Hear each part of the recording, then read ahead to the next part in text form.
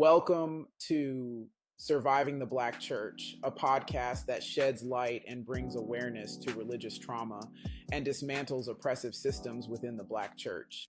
Welcome to Surviving the Black Church podcast, season 2. My name is Jonathan, and I am joined here with my co-host Nikki G. And we are here on the podcast, and we're looking forward to bringing an episode to you today. And before we get into everything, I wanted to introduce myself first, and I'll allow Nikki to introduce herself. And then we're going to introduce our special guest today for the podcast. So I'm Jonathan, and I am a clinical therapist. And I became a therapist after leaving the church that I was involved with, which was the Apostolic Pentecostal church that I was involved with around 2015.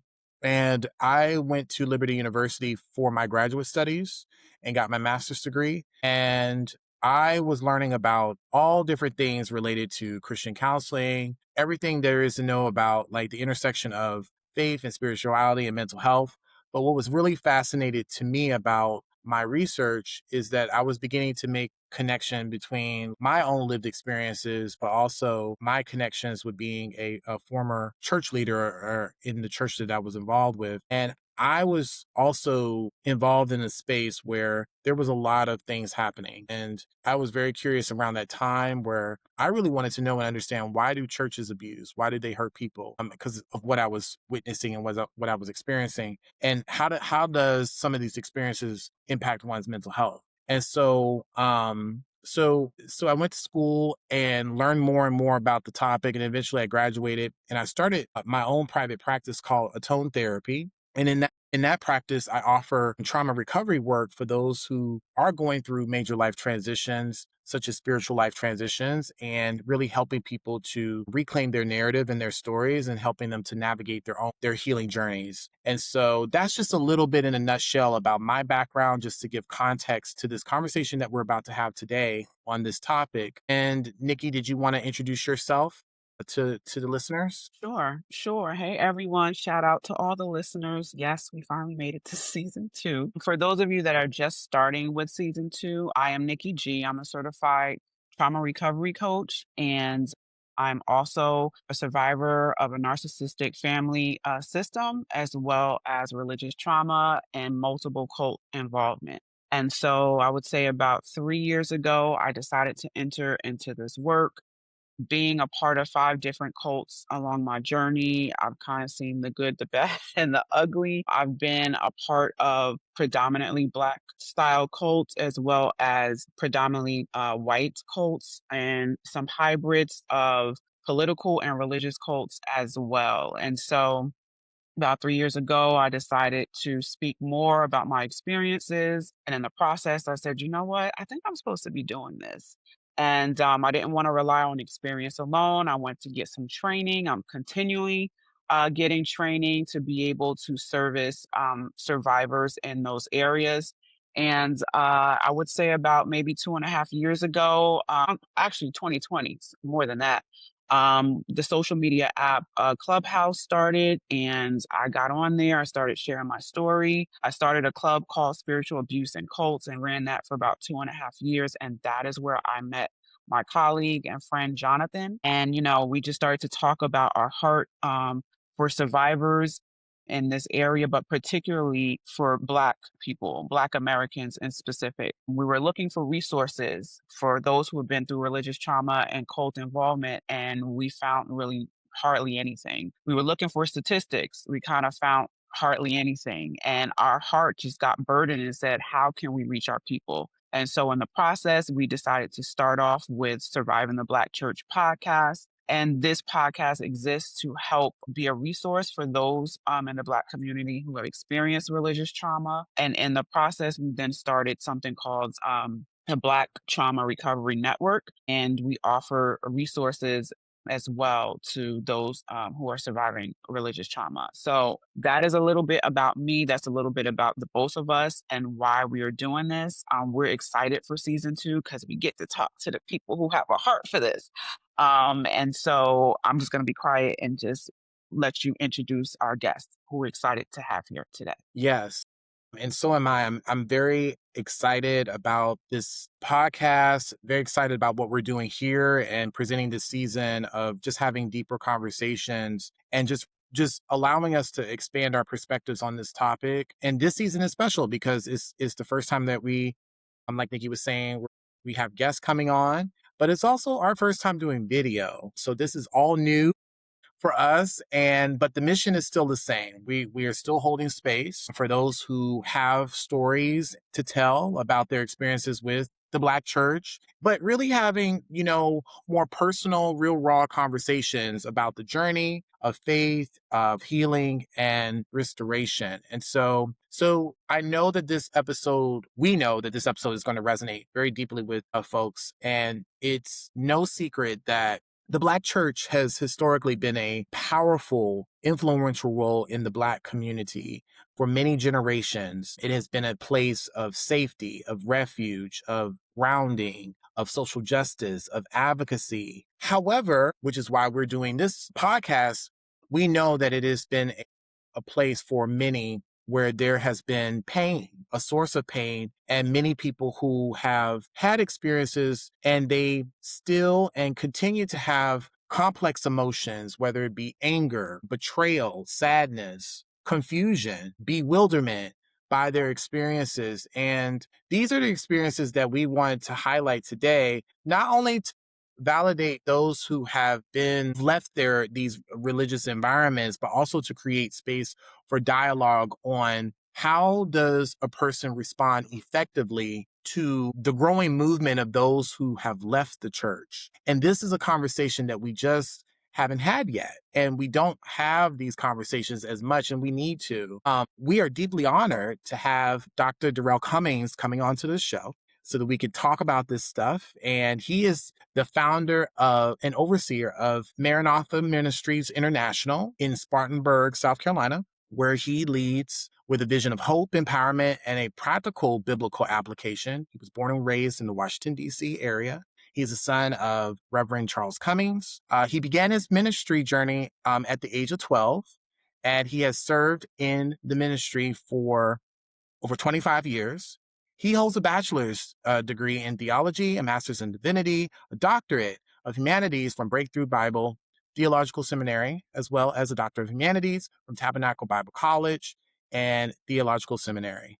And he is currently pursuing a Master of Theology from Fuller Theological Seminary. In addition to his work as a pastor, Dr. Cummings is a talented musician, vocalist, participating in several national recordings, and he has released an album titled Open Heaven. He's also the author of Teach Me How to Pray, a guide for those who are seeking deeper understanding of prayer in their spiritual walk. His passion is to help others know God through the practical application of the Bible and to see every believer walk in the fullness of God's gift of salvation. We are going to have a dynamic conversation, and I'm looking forward to really utilizing his insights and expertise to really help us to guide us through this. And so considering that, so now let's just set up the frame of this conversation. This conversation is timely because 8 out of 10 Black Americans identify as Christian, which is about 75% of Black Americans among the younger generations. And the studies that I pulled and we've been kind of referring to are referring to the millennial generation and Gen Z. It's not to say that there are other generational groups that are leaving the church, but these are the groups that are kind of the larger representative sample, that many of whom are questioning and confronting some of the traditions of the church, the structures of the church, and they are moving in different pathways in terms of seeking out the sense of spiritual fulfillment. And if we want to kind of look at, the why and the how come, this shift is really stemming from people feeling the sense of betrayal, the sense of, oh, you're excluding me from the church, or there's a disconnect from the teachings of the church compared to what people are actually experiencing in real life. So this is what the research is saying. And so the emotional burdens are significant from these two populations, and people are feeling this sense of anger. When you go to social media right now, you're looking at the comments. When you see certain posts related to church, it's like, this is why people don't go to church, that kind of thing. So there's a lot of rage and anger towards church leadership. You have sadness and grief related to the loss of one's spiritual home or church home, and just general, just overall identity confusion on, okay, now that I've left the church, where do I go? Where do I talk about these experiences? But also trying to like reconcile their faith with their identity and their trauma. So all of this is happening in people. So we got that going on with the congregants and the parishioners in the church, amongst other issues, with them. These challenges are not exclusive to the congregants. Now, I also pulled some statistics on the leadership of the church, because pastors often see themselves with a lot of pressure and pressure to perform, pressure to kind of be in position. And some of the statistics show wildly that over 72% of pastors work between 55 to 75 hours per week. And many of them in those statistics reports feelings of burnout, exhaustion, fatigue, and also dealing with mental health struggles.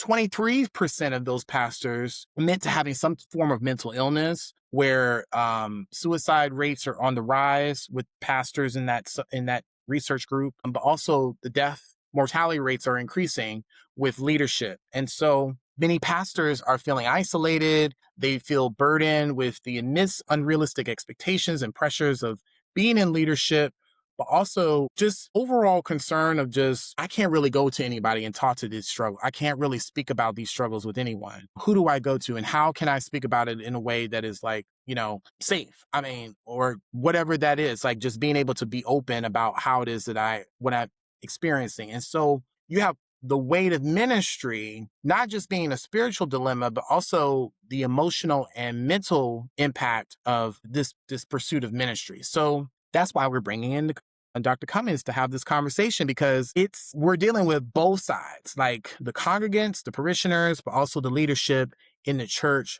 But how do we begin to respond? How do we respond individually to this experience? How do we respond to those who are coming, who have these complex emotions after leaving the church? How do leaders, pastors like Dr. Cummings, navigate the immense challenges of being in leadership, being in ministry, and having this mantle placed upon their life? So all of that said, without further ado, let's welcome in Dr. Darrell Cummings. Hi, sir. Thank you so much for coming to our podcast. Well, thank you for having me. I'm excited. We've had several conversations kind of priming us for this particular conversation, for this broadcast. And I'm happy to be here, and I'm honored that you asked me to come.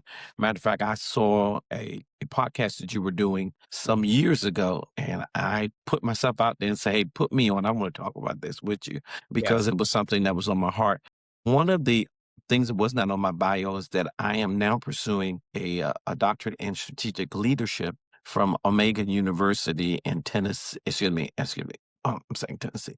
Yeah, in Dayton, Tennessee, and it's a research degree. And one of the focuses that I'm focusing on is this very subject matter, to help us better come with some statistics so that we can have that statistical analysis done as well, that we can extrapolate from that to actually have some robust conversations based on actual data, whether not just hearsay or folk information, which is reliable in its own way. Everybody, it seems like when you say folk information, all the folks know that this is happening. But when we put it in a clinical construct, it causes us to be able to analyze it and talk about it differently. So this is truly a passion of mine. So I thank you for the opportunity. That's wonderful. And I'm glad to hear that you are credentialed to the max, which is amazing, I think it's important for us to have language to describe these experiences, leadership, spiritual leadership, pastoral leadership, because the data it helps us to better inform decision making. It helps us inform change in behavior. And so I'm so glad that you decided to come on and talk with us about this issue. But I don't think that there is enough conversation. I think there's a lot of angry conversations, but there's not enough like really rational, objective conversations on this topic. And I think we definitely can really get into that in this conversation today. So I first wanted, before we go into the questions that we have for you, I really want us to kind of talk about bringing in some of our previous conversations that we've had before this episode, but also kind of what are some of y'all's thoughts about the information that you heard, in terms of the statistics with the mental health status of pastors and leaders, and some of what you heard in terms of what some of the people who have left the church have or may be experiencing, as well. So I'm just curious to know kind of like what are y'all both like picking up just from hearing some of this information? Okay. Well, what I would say is that when we look at this and look at it objectively as possible, the smaller subset of people, which are the pastors, are committing suicide, having mental illness or stressed, and all of those things, and especially in the African American community, where a pastor has to be more than just a pastor. My white counterparts, I was serving time as a chaplain at a hospital, and one of the instructors for the CPE, which is a clinical pastoral counseling division. So when you go to the hospital, you see a chaplain. That chaplain is usually certified through the CPE. And the director, the educational director, made a statement that I've kept all these years, that the Black pastor has to be more than a pastor. He has to be an accountant. He has to be a lawyer. He or she has to be a community leader. And when you look at it in other cultures, that person only has that one position, that they're pastor. And when they send you to a therapist, or they'll send you over here, they'll send you to an accountant, they'll send you, but for the Black community, everything rests on that pastor. So I'm saying, if that small group of people have that much pressure on them, and they have to manage an institution that is not a organization, but rather an organism. That organism is going to constantly be moving, and the people that are pastoring, after a certain amount of years, which is 30 years, normally they get a new pastor. They have to start learning and developing a moving thing as of the church. That abuse, in some cases, is an unfortunate side effect of the grandeur of that actual organism, because it has to have corrective systems in it. And we have yet to see any corrective systems in the church. We have tried, as you look in the African American church, we have tried to institute spiritual hierarchy. You'll see people becoming bishops and archbishops, and really organize people in reformations so that they can be held accountable, because that was one of the things that will help with the health of the organism. But a lot of the churches, Pentecostal churches, normally are outside of denominations or outside of reformations that hold them accountable. And some reformations are reformations only in word, where you're connected, but no one has a right to pull your coat tail and say you're wrong, or to sit you down, or to relieve you of your particular position, so that they can put someone that's better fit. We have, when it comes down to leadership, it is many tiers of work that we have to do to make it so that there'll be any lasting change. Because, as I remember Bishop Frank Reed saying so many years ago, that anybody can turn their collar around and say they're a preacher. So there are no universal qualifications. There's no universal steps. So if you don't understand, in the words of Miles Monroe, if you don't understand the purpose of a thing, then abuse is inevitable. Mhm. So we have a lot of that going on. And that is not to say that in a Christian theological, ideology, it is God who calls a person into ministry. It's their responsibility to get the right training and the right covering. And so what happens is, we have a lot of people that you see the most church abuse within those subsets of individuals that are outside of denominations. Now, you say the Southern Baptists had a lot going on and they covered it, but I'm telling you, you only can say that when you can investigate an organization. If there's no organization, then you just go to the Storefront Church, 7th 1,000 storefront churches have no accountability. So imagine if the Southern Baptists, with a level of accountability, with a level of cohortness or cohorts that they have together, and they had that abuse, imagine what's happening in the storefront. So it's there because it's a lot, but you see the reformations that are set up, you see the organizations that are set up, they're trying to make the attempt. But again, you're wrestling a bull that has horns, because anybody can be called, and I can't say that you're not called. I can't go and shut your church down. I can't say, once I find out that you're doing something. Now, I have the awesome opportunity. I did church planting. And so I planted several churches. In my church in Spartanburg, I have a senior pastor there. And that senior pastor is a lady. She was the assistant pastor for years, and then I made her the pastor.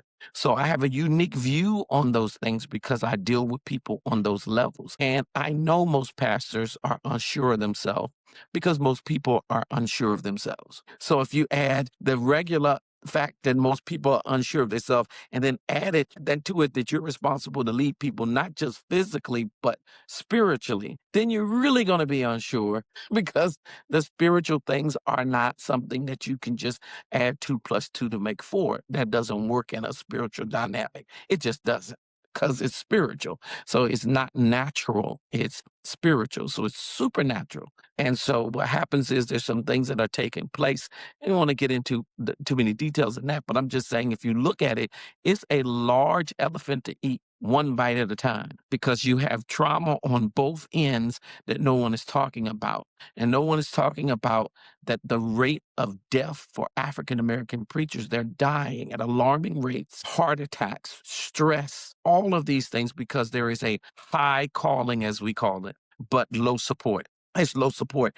And if you go simply from this, and I'll stop talking about it and give Nikki a chance to say something, is that the simple fact is, you must understand, most people don't understand, that every particular group or denomination or fellowship or covenant or whatever words I'm using, because they have a lot of different names, each individual church have different bylaws and standards. So if you go into a structure, a Baptist structure, then the pastor is voted in by the church. You go into another structure, and then the episcopacy or the bishopric pick that person. If you go into another structure, then there is the elders that do it. So you have all of these different organizational types that run a church that in some cases is not the pastor at all, because the pastor is just a preacher. He's not really pastoring. The elders are pastoring. The deacon board is pastoring. He's preaching, and they pay him to preach. So maybe some of the abuse that we put on the pastor, if he's in a certain type of organization, he doesn't have anything to do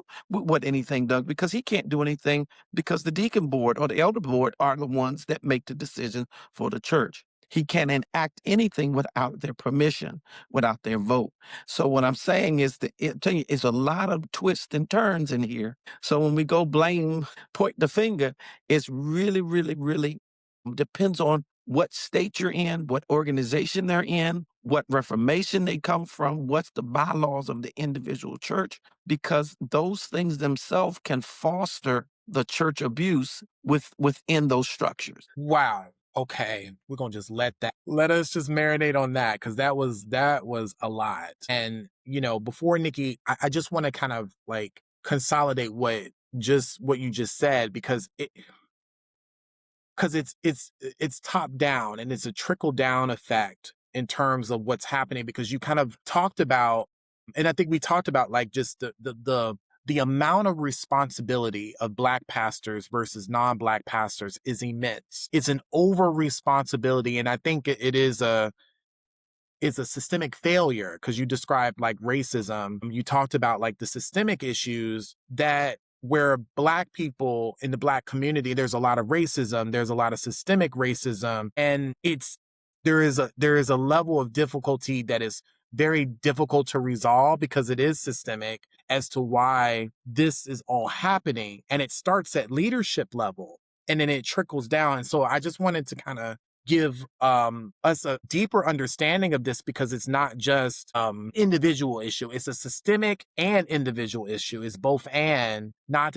So I just wanted to say that, because that was a lot of information. I'm going to defer to Nikki to kind of, she has anything that she wanted to say.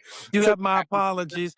It's very difficult to try to explain it. It's so complex because Yeah. you could be pointing at him when he doesn't have anything to do with why the church is the way the church is. Okay. Nikki, you have any thoughts? Well, he said, okay. And I'm like, where do I jump in? I want to say this though. Even the title of our podcast, Surviving the Black Church, our hearts initially when we titled the podcast, that was not to let's go and tear the institution down, let's bash it, let's, put fire to it. And we've been wounded and affected deeply by the Black church ourselves. But that our goal is helping us to identify what the problem is and get some solutions on the table and bring healing. Our goal is not to live in a place where everything is just tear the system down. That may be okay in certain instances in life for a minute, but you can't live there. There's no healing there. There is no freedom when you live in that energy all the time. And there are a lot of people that talk about this topic, out there that do that. And I'm not knocking them, but this podcast exists to find out, okay, what is the problem? Where is this coming from? Let's look on both sides. So we connect with a lot of survivors that says, yes, we've walked through the doors of the Black church and it has wounded us. It has divided our family. We've been through a lot. But today, we're going to get to that. But today, we also are seeing another side of this, which is the leaders of the Black church have had a lot on their backs, not making an excuse, but we are pulling back the curtain so we can see the fullness of what we're really dealing with.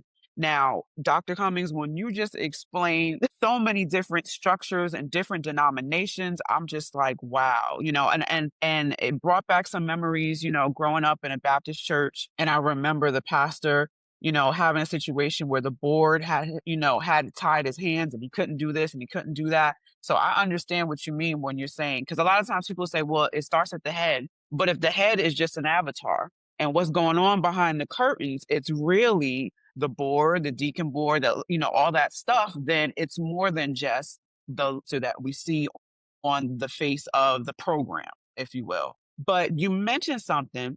I want to go there because I'm thinking about the listeners. I'm thinking about the survivors we connect with. You mentioned the small church, the storefront corner church that's like in typically every Black neighborhood without oversight. And you compared it to Southern Baptists, and they've had all of these bylaws and all of this structure, and yet so much abuse was happening. Can you even, for us, for the listeners, paint a picture of what happens in small storefront churches? Because a lot of times people think, well, my church wasn't that big, therefore what I experienced wasn't real. What does that look like on an abuse level in these small storefront churches? Not everyone, but a lot of them. What have you seen? What have you witnessed? Well, one of the things I can say as maybe it'll be a little funny. I refused to have a storefront church. When I first started my church, I started it in my house, and so many people came, and I said, "When y'all gonna get out my house?" That's exactly what I said. When y'all get out, because you got to remember, you got to place the burden of the location on the people, not on you, because they're there and they want to participate. I was taught that a long time ago. Don't put it on your back because it'll stay on your back. So I said, what you going to do? So they kept finding me storefronts. And I said, no, that's not it. No, months went by and they got frustrated. I said, not because it was a storefront, but just because that's not what I envisioned. Until we found the actual church, that building that actually was a church since the 70s. And we moved into it. So that's my little thing about storefronts. But nevertheless, the saying is absolute power. You can fill in the rest of it. It corrupts absolutely. And most storefront churches, that leader has absolute power. That spiritual leader has it. And please don't have a spiritual gift of prophecy or healing or anything like that. Now you're getting into the levels of cultism, because it's a small group. Nobody from the outside is really watching what they're doing. And the people that are pulled in, they make them very close knitted and family. Now, the other side is people that have spiritual gifts and all that kind of stuff, and they have wonderful church and they treat people right. At the same time, what we've been seeing as a bad omen is that most of the time there's a lot of abuse there because you have someone that have absolute balance and no power and no balance, no checks and balances. They absolutely have none. And there is no one that they respect enough to pull them in that's there. And so if we now use the verbiage in the church, does your pastor have a pastor? Because if your pastor has a pastor, then the pastor's wife, if it's a male, has someone to tell on him, someone to hold him accountable to. But if he doesn't have a pastor, then he has absolute power. If it's in that storefront, because storefronts don't have enough members in some cases to have the right bylaws and things of that sort. And a lot of the pastors that have storefront, they own 51% of the nonprofit organization. So you can't have a meeting without them because the meeting is illegal because he has to be in the meeting. So when you set up the structure of the church, see, I know too much. I set them up. I know. Please forgive me, but I know too much. You can't vote him out because the church lock, stock, and barrel belongs to him, not to the members, because he has over 51% of the shares or ownership of the nonprofit. So absolute power. So there's no checks and balances there. And on the other side, you'll have some that the deacon board or the trustees or the elders board kind of, does some things that could be sketchy as well. But the question you asked me was where it is. You could not get statistics on that because, first of all, they're not going to tell you because they're mostly family based. The pastor has a large family and then their children, their grandchildren go to the church. And then there's a couple other families that are there. And we keep on forgetting this point too, that most churches in America are not financially solvent.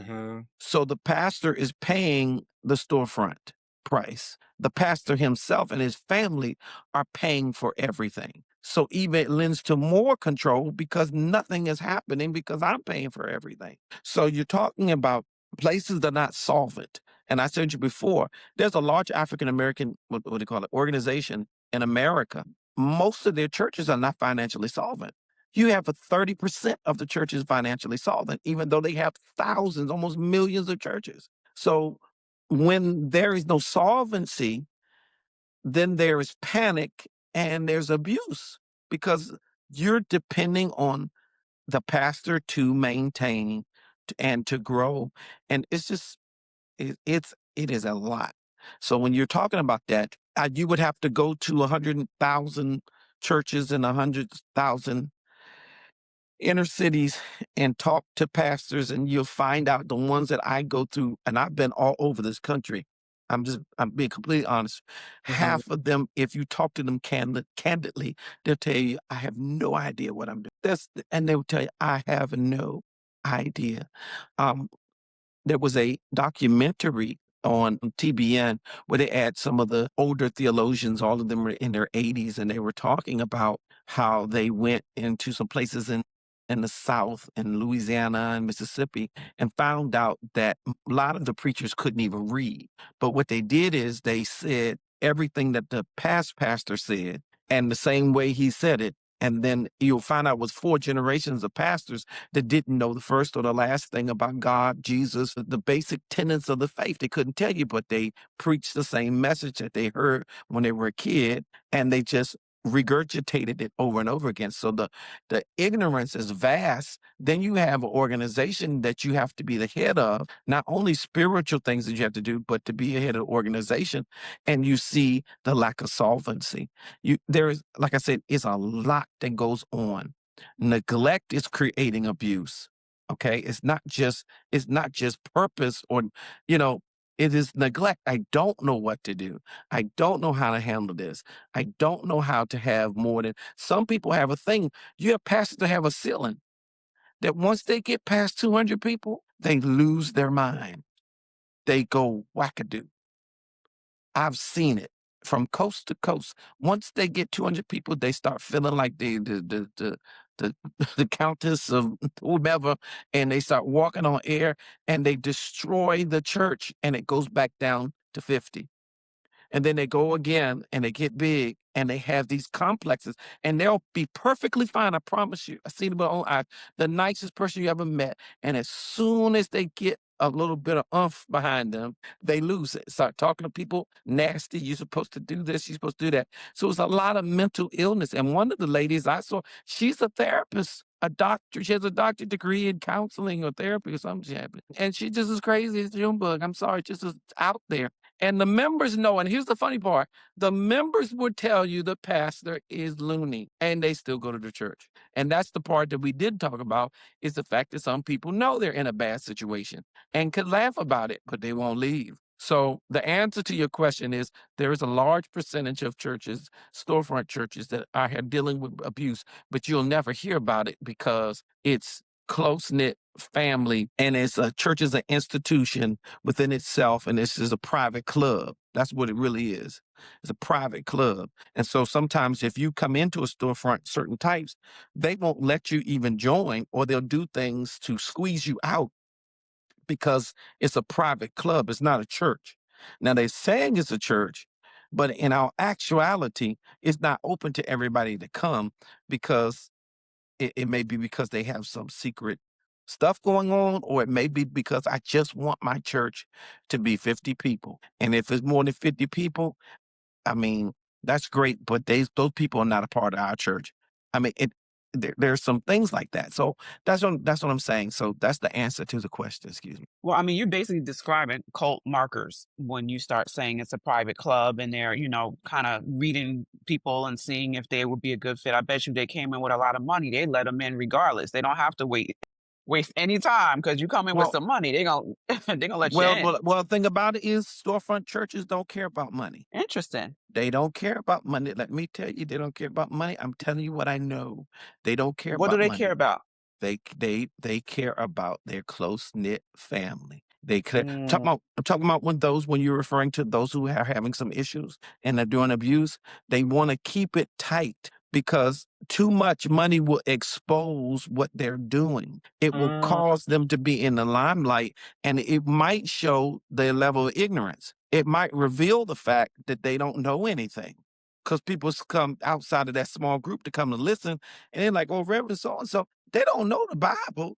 I mean, they'll get up and mm. say, "Hey, the three Hebrew boys was in the lion's den, and Daniel saw Jesus at the Star of David, and Mix and Jairus' daughter had an issue of blood for 12 years." I heard a preacher say that at the Jairus' daughter was 12. She couldn't have an issue of blood for 12 years. He just mixed it all together. So sometimes money That sound like will, Medea. yeah, thank you.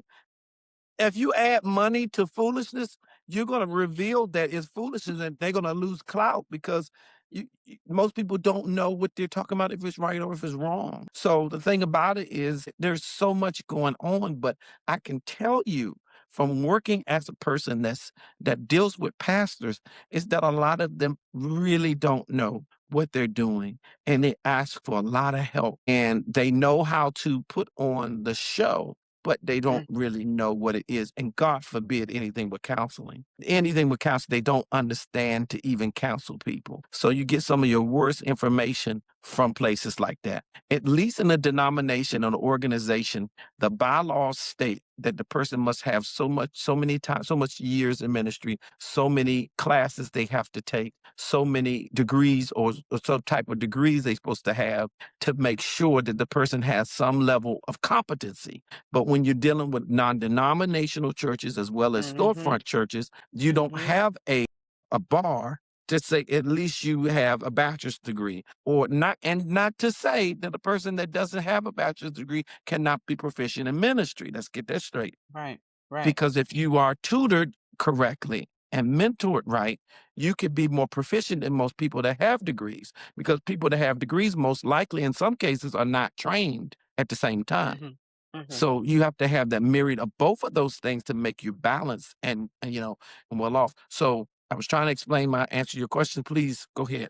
But real quick, and let's just get down to the basics because you're saying a lot of They don't really know what they're doing. They're mixing up biblical stories. They don't have any credentials. So the question is, why are they becoming pastors if they don't know what they're doing? Is it a level of narcissism that's driving them to start churches and they have no intention of handling the people right and shepherding the people right? Why are so many in our community running to these either non-denominational or storefront churches and saying, I am anointed and I'm starting a church?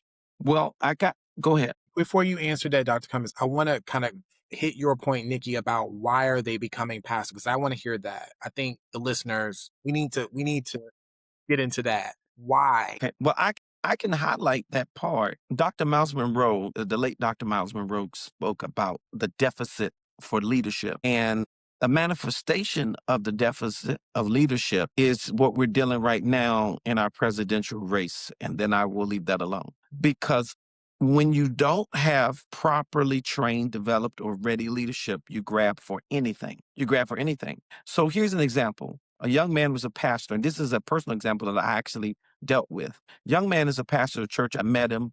Very nice man. He's a barber on Monday. Does free haircuts for young men. He became the pastor of a church because the pastor in question of the church died. And he was the only minister that was left in the church. So he got his license in 1 month, and 3 months later, the pastor died. He became the pastor, the senior pastor of the church. And he came in the office and he said, Doc, I don't know what to do. I said, I know you don't, because nobody. No, so it's not always I'm running for something and I'm trying to get something. And because I have low self-esteem, I want to do this. It's not always a devious thing. Sometimes it's just the way that the dominoes fall. And that person ends up being the pastor and there's nobody else that can do it, or nobody else they trust that can do it. Okay. So that person has to learn through the school of hard knocks how to even be a pastor or be a leader. So there's some scenarios that are like that. Again, it's because it's not always, like I said, it's not always demonized. And then there are other scenarios where you're just, you went to school, you got a degree, and somebody saw you and you were friends with somebody on the board and they put you in a position. Okay. I know from experience, a master's degree, a doctorate degree, and these things are not the same as being proficient as a pastor. At the same time, here's the question I keep saying, are you actually the pastor? In some cases, you are not the pastor. You are a pastor on the marquee, but you're not really running anything. So that if there's any abuse that take place, you don't have the right to say anything lest you lose your job. I mean, I'm thinking about the statistic. This author, and I think he is a therapist as well. His name is Chuck DeGroat, and he wrote a book called When Narcissism Comes to Church. And the last time I heard, this might have been like, I don't know, 3 or 4 years ago, the statistics as far as narcissists being church leaders and the ones that actually had the pathology, they actually allowed the evaluation to happen. It was 31%. Wow. So that is true what you're saying, but there's still a big chunk, and it's now that wasn't just for the Black community, that was on a whole. And then I forgot the level of the percentage of how many had high traits, but they didn't qualify for the disorder. So in our community, like especially the storefront, I don't know if everybody's just getting the church passed down to them. Some of them are really believing that they're godlike and that they've had encounters and they're ready to do stuff, which I'm not knocking, but where are you getting the training and the help and creating certain structures so you don't abuse? And a lot of them don't care about it. Well, remember I told you about a book called Churches That Abuse. Did y'all ever look up that? Mhm. Did you ever see? Because sometimes I invert the name of that, but it's a Churches That Abuse. I think that's the name of it. Mhm. And at the end of the book, the author says that most of the stories that he rendered to us in the book come from churches that are non-denomination and have no accountability. He said, because one pastor was telling people they couldn't eat Oreos. Yeah. Y'all can't eat Oreos. The Lord said don't eat Oreos. And people like, no Oreos, because he said no Oreos. So, so what I'm saying is, but it does take a little chutzpah to even to go after being a pastor. It's either calling or lunacy. So it's either one or the other. It's no middle, okay? Because if you take the job, you know you're taking the job. So you either have to be called or you have to be a little off, okay? because the job is a lot. It's a lot because it's like it's like being a politician. That's the only way that you can actually equate being a pastor. If you're a doctor, your wife, what she does doesn't matter. It doesn't affect you doing a practice. Okay. If you're a lawyer, the same thing. If you're an architect, the same thing. If you're IT specialist and a scrum master for them, it doesn't matter. But this involves your whole family like a political office. Okay.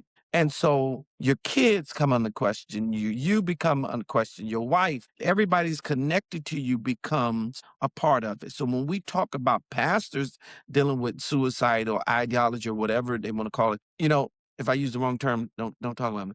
But what I'm saying, if we talk about that, we're not talking about the wives and the kids that are under immense pressure as well. So those are the things that they forget all about support system. They forget all about the fact that sometimes pastors have to fight boards and fight committees and fight the whole church is sometimes that's there that you poured so much into. And when they make a mistake, there's no grace for them. They're thrown away. They have no health insurance. They have no life insurance.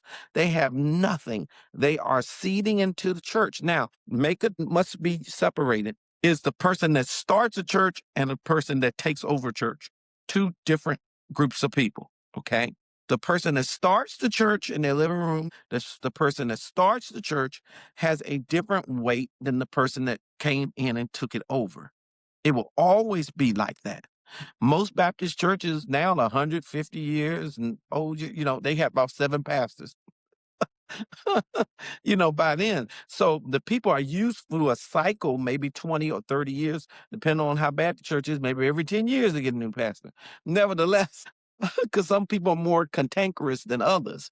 Some bodies of believers are. So what I'm saying is that that particular job is very much like being a politician. It is not like any other vocation. And I can't even tell you, it's not a politician or a movie star. One or the other, I give you that, because it's going to require a whole family and life to shift. And they're going to have to all be the pastor's wife, the pastor's kids, the pastor's cousins, the pastor's dog. It turns into that. So that's the stress that your family doesn't have, the regular family stress and obligations.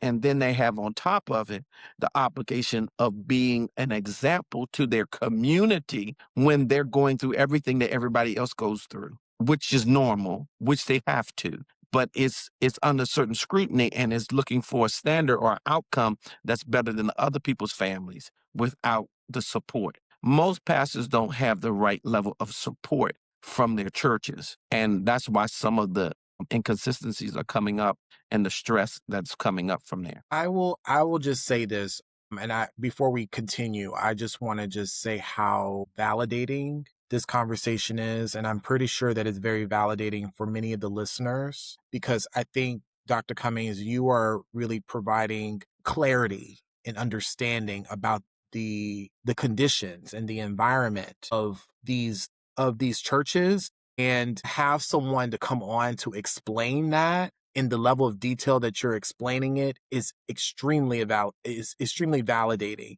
because oftentimes when people are talking about their experiences with the church, particularly the Black church, there is invalidation. It's dismissal. I think more people need to hear this. More people need to hear what you are saying about the dynamics that are playing out in the church, right? Because people don't understand what they have gone through. And to hear it, and to hear a person in leadership, a person from the Black church to actually speak to that experience is enough. All the other stuff is important, but just to validate that is the lived experience for many survivors who have not just left the church, they have left God, they left their faith, they don't want to deal with it anymore, because no one has ever said that out loud. And I think this is why we are doing this. And the other thing I wanted to say is that these people who start churches, plant churches, and take over churches without putting any type of clinical diagnosis on it, I'm just saying that there is this level of desperation in the system. There's a desperation of needing support, needing help, because the environment, like we were talking about earlier, inherently racist. The system is racist, and it is withholding of resources to the extent that you have these Black people in the Black community that are trying to create these spaces to provide more resources, but the system does not give the resources to those who are providing the resource. Well, you have to say the racism part is some people may be listening, they don't understand. Remember what Malcolm X said. Remember the quote, that hour on Sunday is the most racist hour. Remember he said that? Yes. He talked about it because people, what is sacred is close, and they want to do that with their people. So church itself is more segregated than the secular world. When you go to work, you don't go to a Black business, you go to a business. Now, there are Black business, there are Asian business, great. But when you go to a corporation, most corporations are just corporations.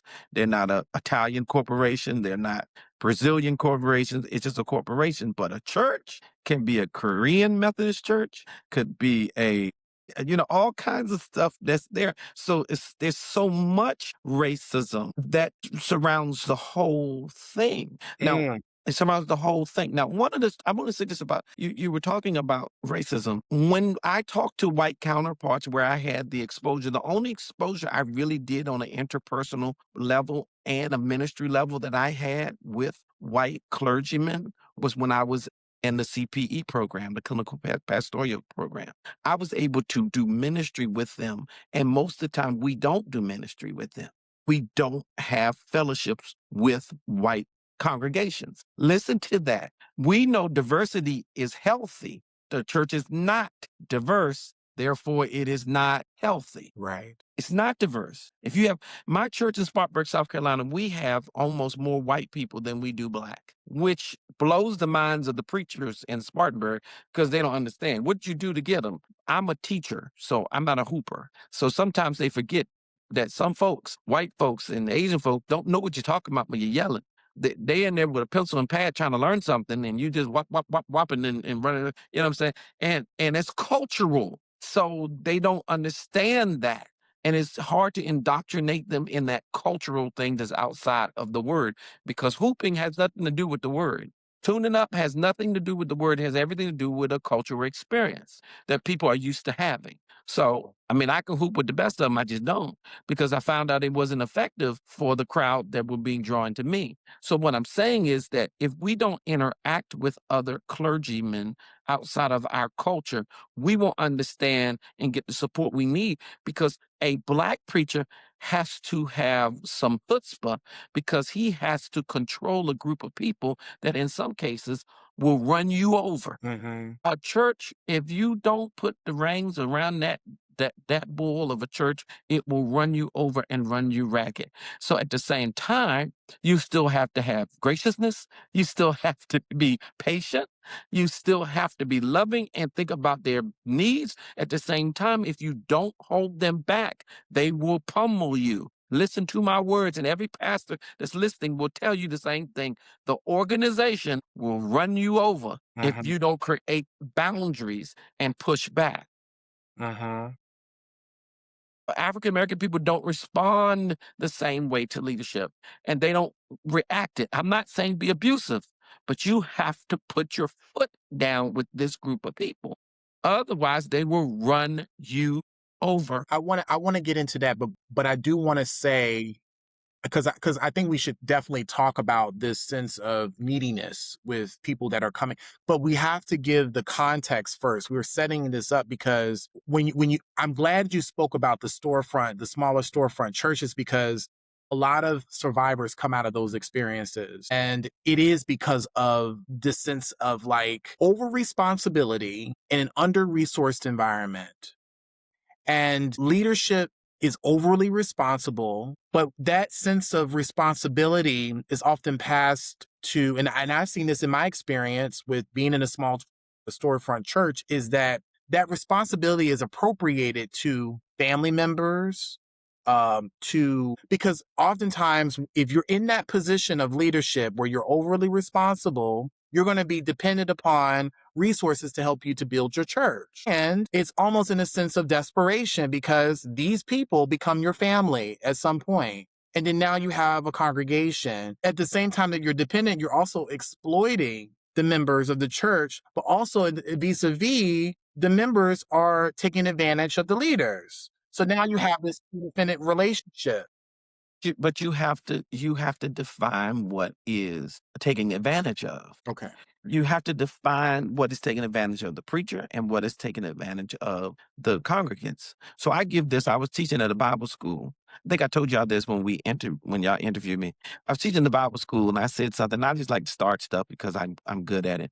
And I talked about a scenario where a young lady goes to a small church. She really didn't have any mother or father. She kind of was raised in the foster care. She did well for herself. The church found, she came to the church when she was on her way in college. She did very well. She got over $100,000 job, everything. The pastor and the first lady kind of took her in as a daughter and gave her a place to stay. And then she got, she's doing well. She have her own house, have everything. And the pastor, after all of that, they got a building project or a bill that needs to be paid because of the relationship they have with the young lady. They know she has about 150,000 in savings.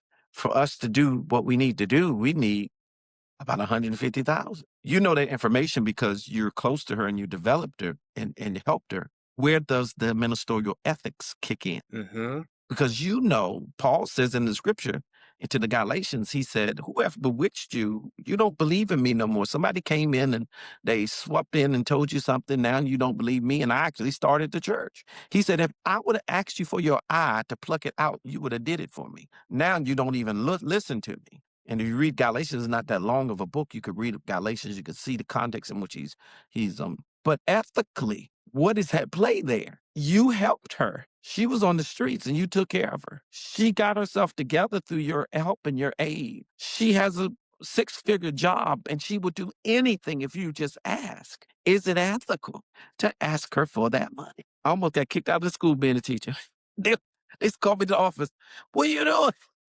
I said, I need to hear what the students and the ministers would say. What would be the ethical thing to do? What would be, because you have to define those frameworks first before you're saying that the church is overdoing the pastor and the pastor's overdoing the church, because that pastor built that church for the storefront to what it is now, and they can lose it. They need 150, and they know she got it, but at the same time, she got it because of the relationship. And you know she would give it to you because of who you are to her. But is it ethical to take that money? Use an example, another example. Is it ethical to date the women in your church? I said that on a radio show and the man cussed me out and he was a preacher. He cussed me out. It was a radio show. You blanket. I said, listen to me. All I did was pose it. You're the one that made it negative or positive. I said, is it ethical? Will she ever be eye to eye with you as a spouse if she was your member? That's a question. So again, when you say that, we have to spend time finding out what are those lines, because otherwise anybody can get together and say, well, they asked me for $10 for gas. And what's wrong with them asking you for $10 of gas? Well, they should have their own money. Well, don't you know that all their money went into them chairs and to that podium, to that drummer, to the piano player, to all the stuff that a person that starts a church, all of that is on them. So if they go to parishioners and say, listen, the service is over, or that we want to do a pastor's aid to raise some money so they can make sure they can take care.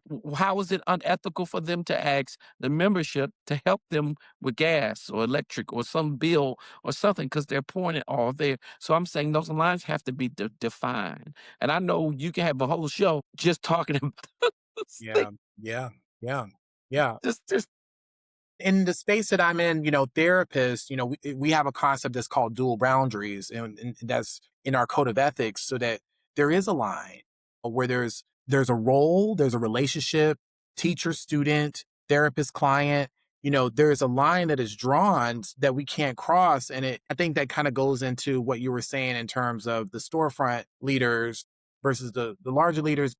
Where is the spiritual code of ethics? Where is the language that they are following that creates this boundary or this limit between how much interaction that you have with your congregants or your parishioners, so that's why it's like, you're seeing all these incidences of abuse because there is no line that is drawn. Because what is just because it's abuse to you that the preacher asked for $10 for gas doesn't mean that's abuse to me. Because the first thing that I would do if I was in the church and he asked me for $10, I would go to the whole church and meet with them in private and say, it's a shame that he's asking for money for gas. Let's make sure that we have a gas card for him. Or let's make sure that he has this or she has this. We would create a system that would facilitate that so that would never be the question, never be asked, oh, why are they asking? Is this a money management problem? Or is it Mm-hmm. or is it the fact that they are burdened down with all of the bills and we need to step up? But again, when you talk to a robust group of people, there's going to be, put this on Facebook and you will hear a cacophony of answers to it. And a lot of them are nonsensical because it doesn't make any sense. Some people don't believe the preacher should ask for anything and give everything. Mm-hmm. They really do. They should have 3 jobs, take care of the church, don't even raise an offering. I mean, some people don't have reasonable expectations, so it's hard to have a conversation on a platform like Facebook or Instagram because sometimes you're not dealing with people that even view things rationally. Because you don't provide a service as a counselor for free because you care about people. But they believe that the preacher should do this because he loves God. And if he loves God, whatever I give him is enough. And he shouldn't ask for more. So we have to find what is, like you said, the standard, what is ministerial ethics, what is ethically right, what is financially feasible. There are even people that doing podcasts. I'll send you the link, not podcast, but doing stuff on internet on Instagram that talks about how churches use money and stuff like that, and things like the ethical part of it. But at the same time, I'm watching them and I'm like, these people have never pastored anything. You have to step in these people's shoes before you are critical the way they are of what they're doing. You don't understand because you don't understand the pressure. You don't understand where you can be. We have churches right now, and I say this and be quiet, that have closed because they were laundering money for gangs. They didn't have any money. So they didn't have money and it starts off with seducing, "Oh, Pastor, we're gonna buy you this car." And you're like, the man that I never met before bought this car. By the time you finish, you're in organized crime and don't even know it. You don't even know that you're in it because that desperateness to get the vision fulfilled make you step into things that you didn't even know that you were stepping into. And then you're in it and you're stuck now because now they can say you took money from us and so on and so forth. And you've seen people just laundry. So some of these places that came up overnight, I hate to say, they came up overnight and they ain't got no members. It could be a little bit some stuff going on. And remember, if you watch any movies about the mob or anything, everything's happens subtly. It's subtle. It's not something that happens where you just walk up and say, "Here, take this money and laundry for me." No, it's a slight manipulation, sleight of hand that's there. So I'm just saying to you, from a pastoral and from an overseer and a person that deals with pastors, it's a lot of pressure. No one seems to be on our side, to be honest with you. Now, politicians will use us, but as soon as something happens, they're not really on your side. You got membership that will use you and something happened, they're really not on your side. You have a lot of people that will participate, but when it comes down to it, you cannot connect your self-esteem to this job because if you do, you're going to lose. You got to be sound as an individual before you ever take it. Because if you're looking for them to do what is right without you asking or demanding it, it's not going to happen. Mm-hmm. All of there's so many colors to this. There's so many angles to this. And from people that have been abused. Now think about it. If you talk about church abuse, talk to a pastor. He'll tell you about church abuse because he's been abused by the church. She's been abused by the church a whole lot. One thing that I find to be very paradoxical to me is that an individual who assumes a position of power and leadership that is so focused on the rules and the legalistic frameworks and the enforcement of certain scriptures from the Old Testament, how they can be so adamant about that, But then when it comes to dealing with human beings, there is no ethical implications that are applied. That's a paradox. That's very paradoxical to me. So But it's you're still talking about a subset. You're still talking about you're still talking people that have enough theological training to even say anything about what it says in the Old Testament. Some of them don't even know there's a New or Old Testament. I'm just being honest. You think I'm joking, but some don't even know that. Okay, they just saying the same 8 scriptures that their pastor told. Remember, you get people that do have some type of understanding of the scriptures, then they want to hold on to, then they want to how they interpret those texts and interpret how to apply those texts can be different. How do you actually do it? That's why understanding the creeds of the church is important, because creeds kind of give you an overall view of what that church actually believes, their statement of belief. And based on that, their doctrine is based on those creeds that are there. And now we have to revisit our creeds because of the world changing.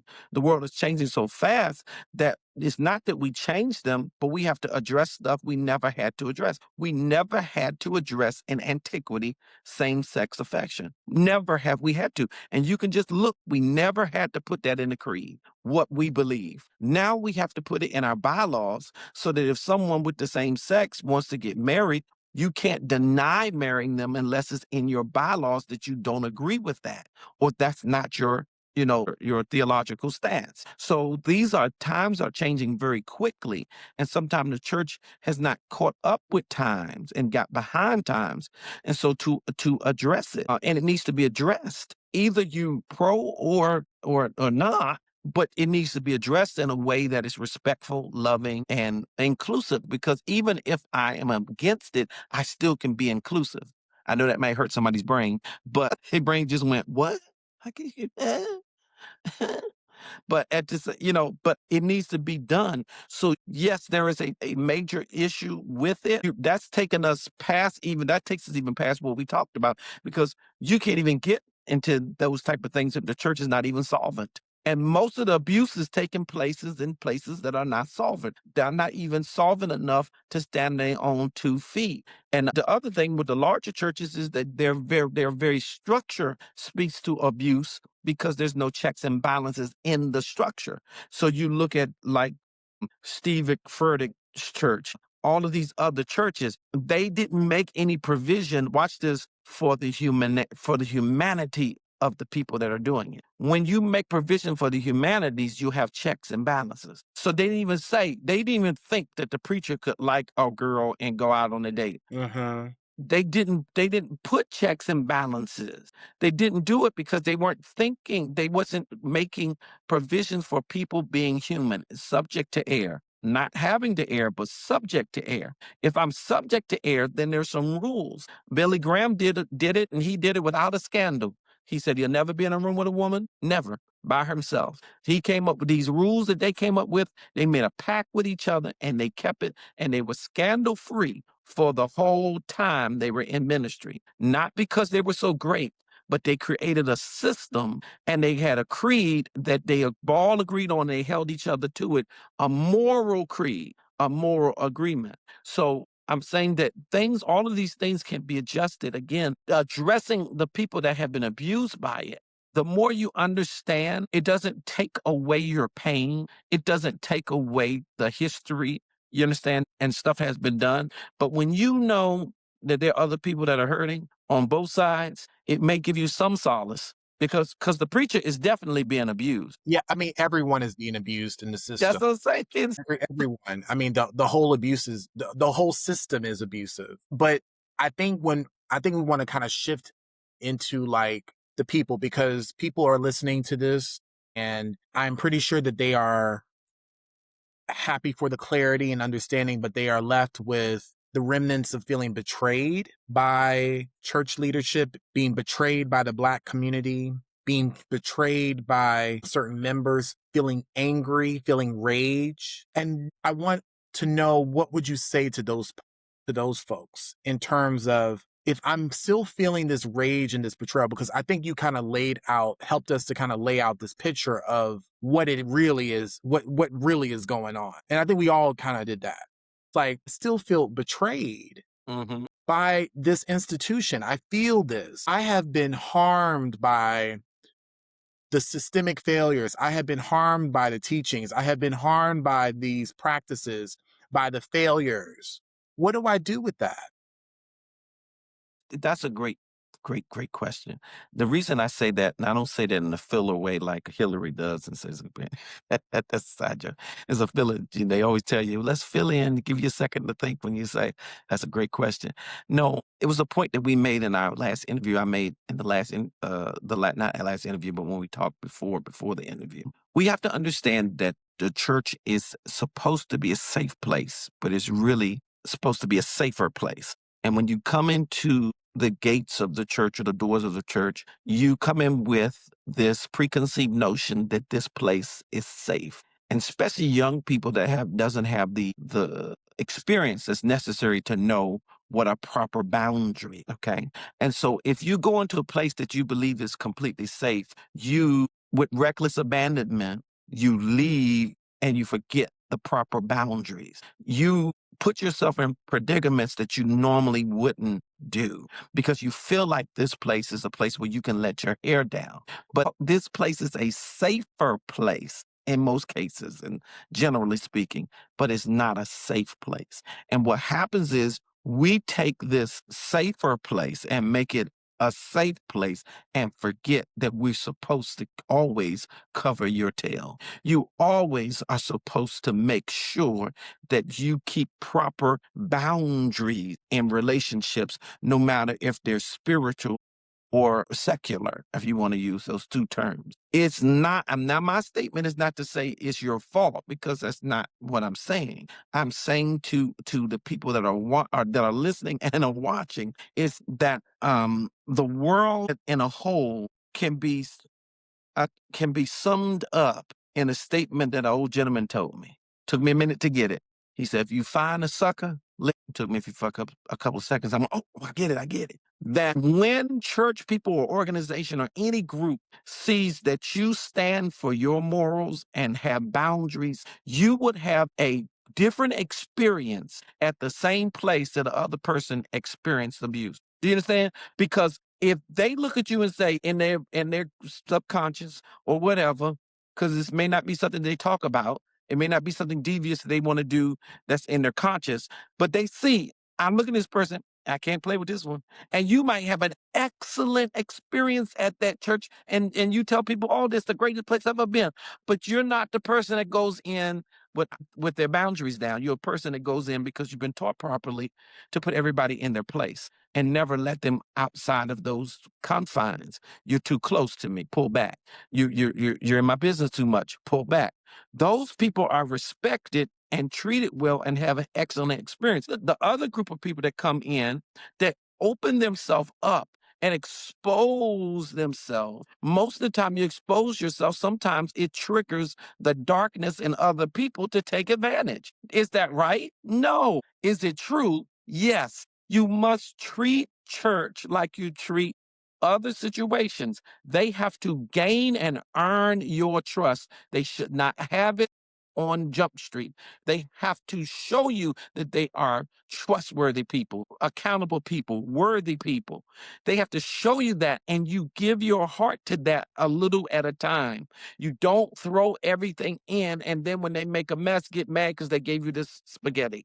It wasn't for you to do that. It was for you to test and see and watch and wait. I tell people, don't be a church hopper, be a church shopper. Go in, watch what they're doing, watch how they're interacting, watch how many family members on the executive board. Y'all can pick that up later. And watch how watch the structure, watch how they deal with conflicts. It takes time to be in a place and watch and see. Now, church hoppers are the ones that join everywhere, and when they dislike something, they jump up and they leave. They just hop, but they'll join the church, join the auxiliary, and then 2 months later, they go somewhere else.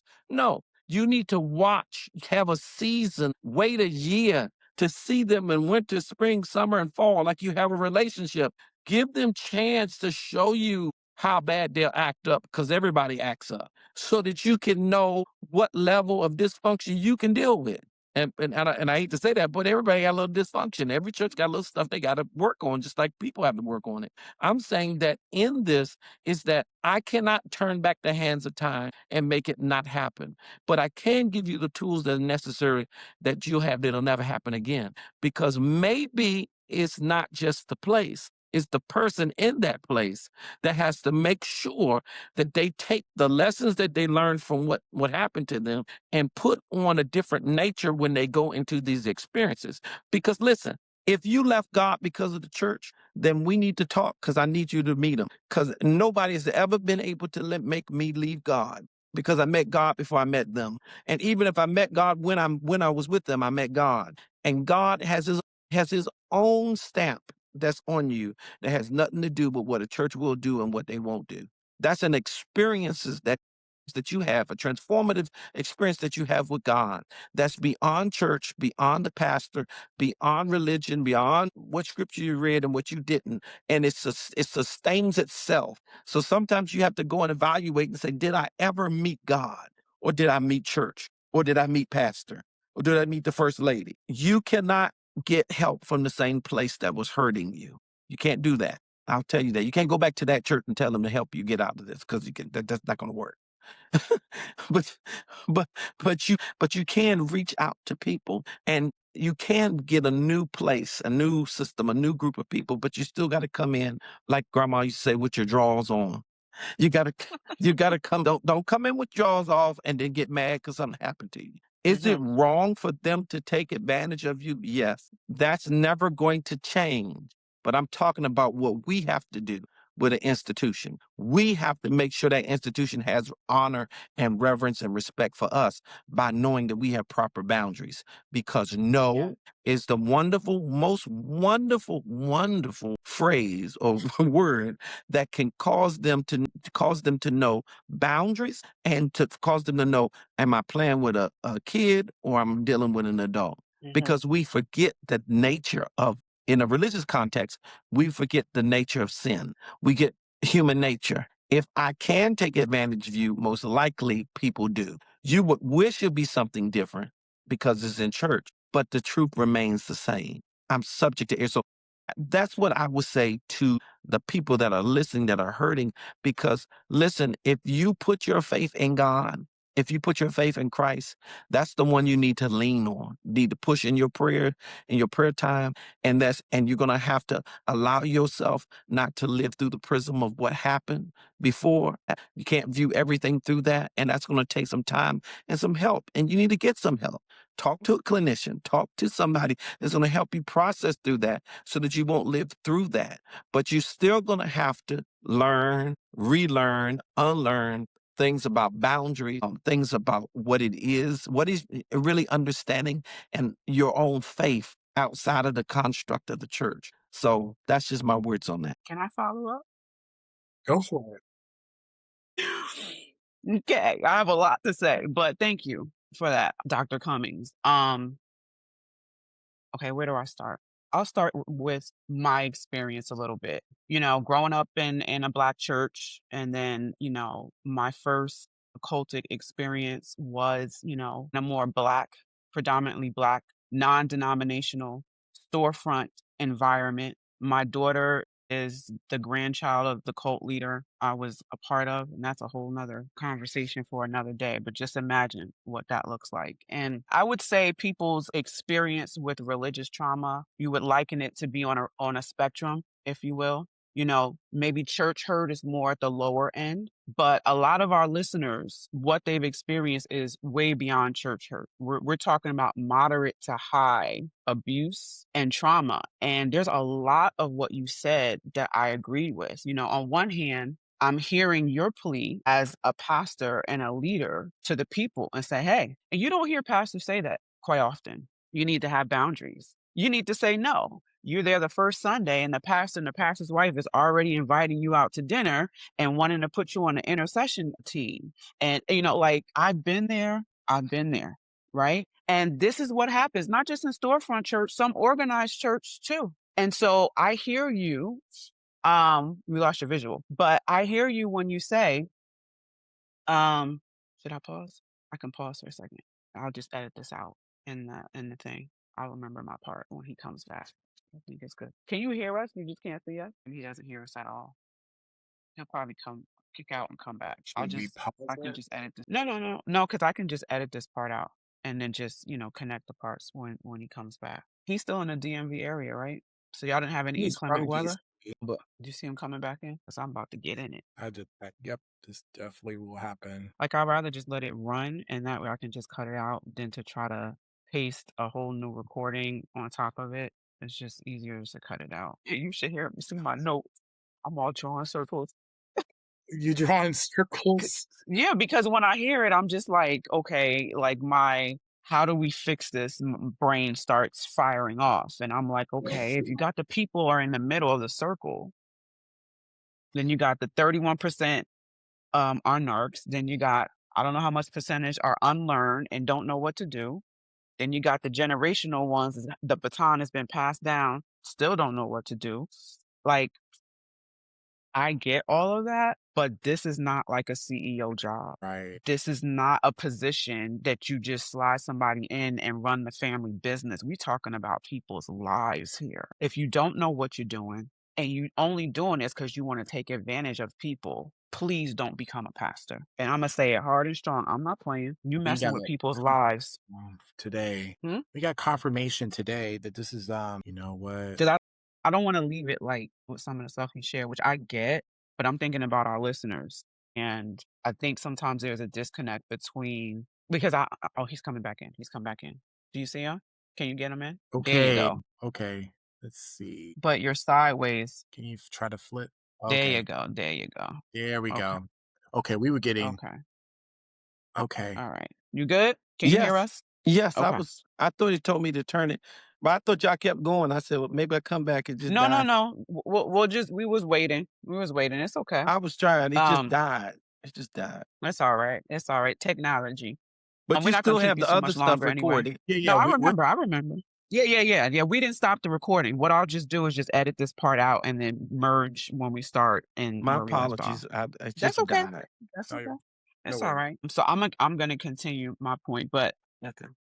what I was saying is, like a lot of clarity coming from a leader, because a lot of leaders, it doesn't matter, black, white, church, whatever, are not going to tell you you need to have boundaries as a believer coming into a new space. They're not going to tell you you probably should decline that invitation to go out to dinner with the pastors the first time you're coming into the church. They're not going to tell you to check things out and use some critical thinking skills and don't, forego your boundaries because of the euphoria of the worship or because how the praise break was, when the pastor tore it down. Like, don't let all of, the demonstrative parts of expressing the faith cause you to lose your typical critical thinking, healthy skepticism, because, like you said, and this was me, and that's why I'm going to talk about me, because the reason why I was a part of one of the reasons why of 5 different cults, part of it,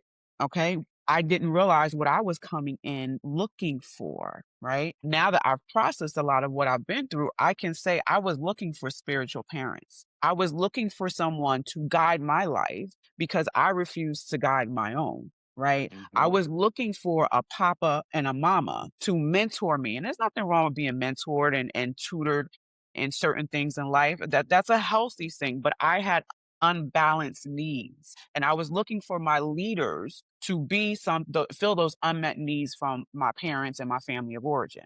But I wasn't conscious of that. I just knew I wanted God. And in that wanting God, I had an unhealthy attachment to my leaders, right? So I appreciate you saying that. And I feel like a lot of times, and I've talked about this, different groups, and shared this. We might have talked about this on the podcast the first season. What do we as people come to churches looking for? What type of attachments are we looking to get? And we need to start being conscious of them because a lot of them track back to the childhood trauma that we experience. But then I look at it and I'm like, because as you're talking, I'm like, getting my brain is firing off. I'm like, how do we solve this situation? And I'm not saying any of us have the answers, but I like solutions. I like, what can we do? Because on one hand, we got the 31% pastors identify or have been labeled by clinicians as having the narcissistic personality disorder, with a big percentage of leaders having high traits. We have the unlearned pastors that's mixing up different biblical stories together, and they can't figure out the Old Testament from the New Testament. We have generational pastors and leaders, and I'm talking about in the Black church space, that the baton is being passed down to them, but they may be too young or not ready to carry on such a responsibility. Then we have those who may be learned, may be skilled, maybe have their credentials, went to seminary, and they have a heart to say checks and balances are necessary. We want to put practical, ethical standards in this place, but they may have a deacon board or a trustee board that has their hands tied, and things are going on in their places and they have no oversight.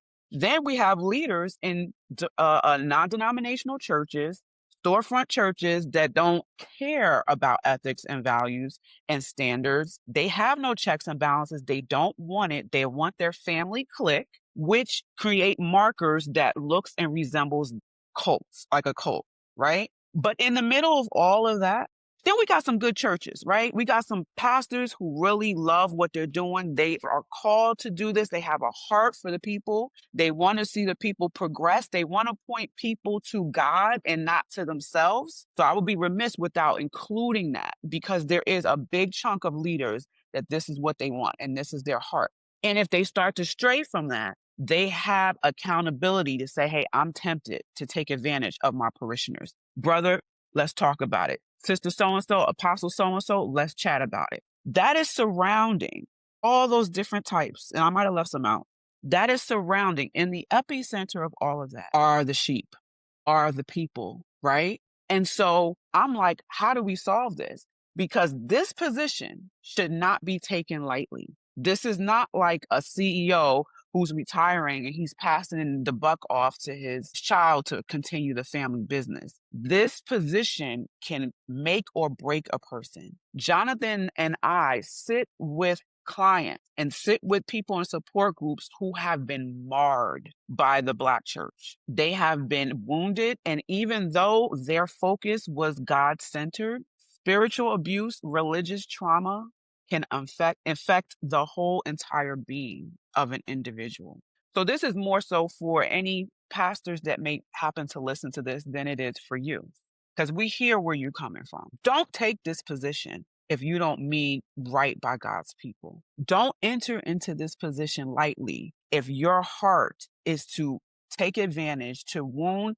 Don't take this position if you are in a place where you do not know what you're doing. I would respectfully suggest get a job at Target, get a job at Best Buy, something where you can still be around people, you can spread the gospel, but you are not responsible for the people's lives. I think it says somewhere in Hebrews, and that's the other thing. The people are trying to follow Christ by following the leaders. So there is already a superimposed imprint between the leader and God in the people's eyes. Should that imprint be a lot healthier how people view it? Absolutely. But there are scriptures that are used that say, hey, submit to those who have authority over you because they watch over your souls. So people have been led into being sexually abused, financially abused, spiritually abused because they were trying to follow Christ. And I know it's like, well, if you have boundaries and you realize, I get it. But there are some who, like you said earlier, heart wide open. They just want God, and they feel like getting to God, obeying their leaders, even unto boundaries being crossed, abuses being happening, taken advantage of. And so is there a responsibility on that person? That to some degree, yes. And I'm saying that as a survivor who processed my stuff. But like I said, this position, anybody that leads someone spiritually, and it's not just Black churches, it's not just churches, it's people who are online and you lead people. Are you pointing people to you, or are you pointing people to God? Or are you pointing people to the wisdom they have within themselves? And we have a narcissism problem. It's an epidemic going on. right? There is a responsibility on the person, but this position, being a pastor and being a leader, I'm not talking about you, pastor, but there are so many that take this lightly. They look at it as a way to get a leg up. Oh, the church folks is the people that you can just run over and take advantage of. You don't have to worry about going to the government. You don't have to worry about taxes. That's the best gig. You don't have to sell drugs. Just become a pastor. You don't even have to know the scripture. Just mix them all together like Medea, and you're going to find yourself in a happy place. You can get your Rolls Royce. You can get your, big mansion and everything. And yet, in the epicenter of that are precious souls who have probably been through hell and back before they even walk through the doors. So I say all that to say, and I say it respectfully, but I say it with passion, because not only has this been my life, I have heard more horrific stories than what I've walked through. And, I say it with, what do solutions look like? And this may be very advantageous for me to say, because I'm not in leadership. But what would it look like? Because you mentioned this earlier about the diversity that's needed. And I agree with you. But before that happens, what would it look like within our own community for the churches that have some level of ethics and standards? They're not perfect, but at least they know we need the bylaws, we need checks and balances. What would it look like to lock arms with the storefront churches and say, hey, brother and sister, we have a commonality here. We love God and we love the people. Let us help you to make this a situation that's safer for y'all, so you're not burning out as a pastor, and safer for the people, so they're not being taken advantage of. That may be really a big dream, but what would that look like for the storefront churches to start responding and coming up under some authority? Because at the end of the day, who is getting the bad end of the stick with this? It's the people that just want God. And let me tell you, some people have been marred so much that they have walked away from the faith altogether. And those are the ones that believed the most, that worshiped the hardest, that fasted the most, that were in church and they were worshiping God outside of church. It was real for them. You know what I'm saying? So I say this with so much passion, because I understand that there's a hardship for the leadership, but there's a hardship for the people. How do we meet in the middle so people can still have a connection to their Father and their Creator, and still be able to level up in community and not wound each other? Yes, I think that all has to do with making sure that everybody at the table understand their responsibilities and understand what the guidelines are. What it's just like working a job. What is your job description? Everybody needs to know what their job description is. Everybody needs to know what makes them qualified. Everybody needs to know what makes them not qualified. But when you deal with a spiritual group of people, they feel as if I qualify because I thought I heard God say something. And so we're dealing with a lot of different things that are intangible, because you can't control what happens in Detroit on 4th Street. That somebody heard something and they started a church, and then when they started it, they didn't have what they needed, so abuse took place. But at the same time, we cannot forget the Old Testament examples of kings that started off very bad and end up very good. So we have to even also to see the evolution of the church that starts off with bad practices and ends up with great practices. So it's the baby with the bathwater situation with that, because you can have some that start off very, very poor because they just don't know. And as they grow and develop, they become sound. And so even those, each church in its evolution, especially ones that are starting, they're going to have some shortcomings, and it's going to hurt people. Those shortcomings are going to hurt people. And they're going to, I mean, honestly, because they don't even know what to look out for. They're not even aware. But to foster the right type of growth and change that's necessary is, number one, you got to start with the families. My mother made a statement to me I'll never forget. She said, when church is over, leave. she, she said, and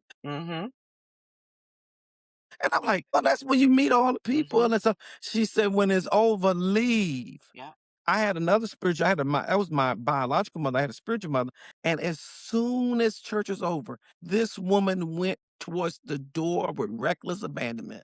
This woman, she said, oh, how you doing? God bless you. On the way out the door, thank you, Jesus, hallelujah. And she's out the door. she realized that there was a pattern of silliness that was taking place after the service. And the best thing to do was to get out, get what you need, and go. We all have not matured to the place where we can manage those other things that happens in church.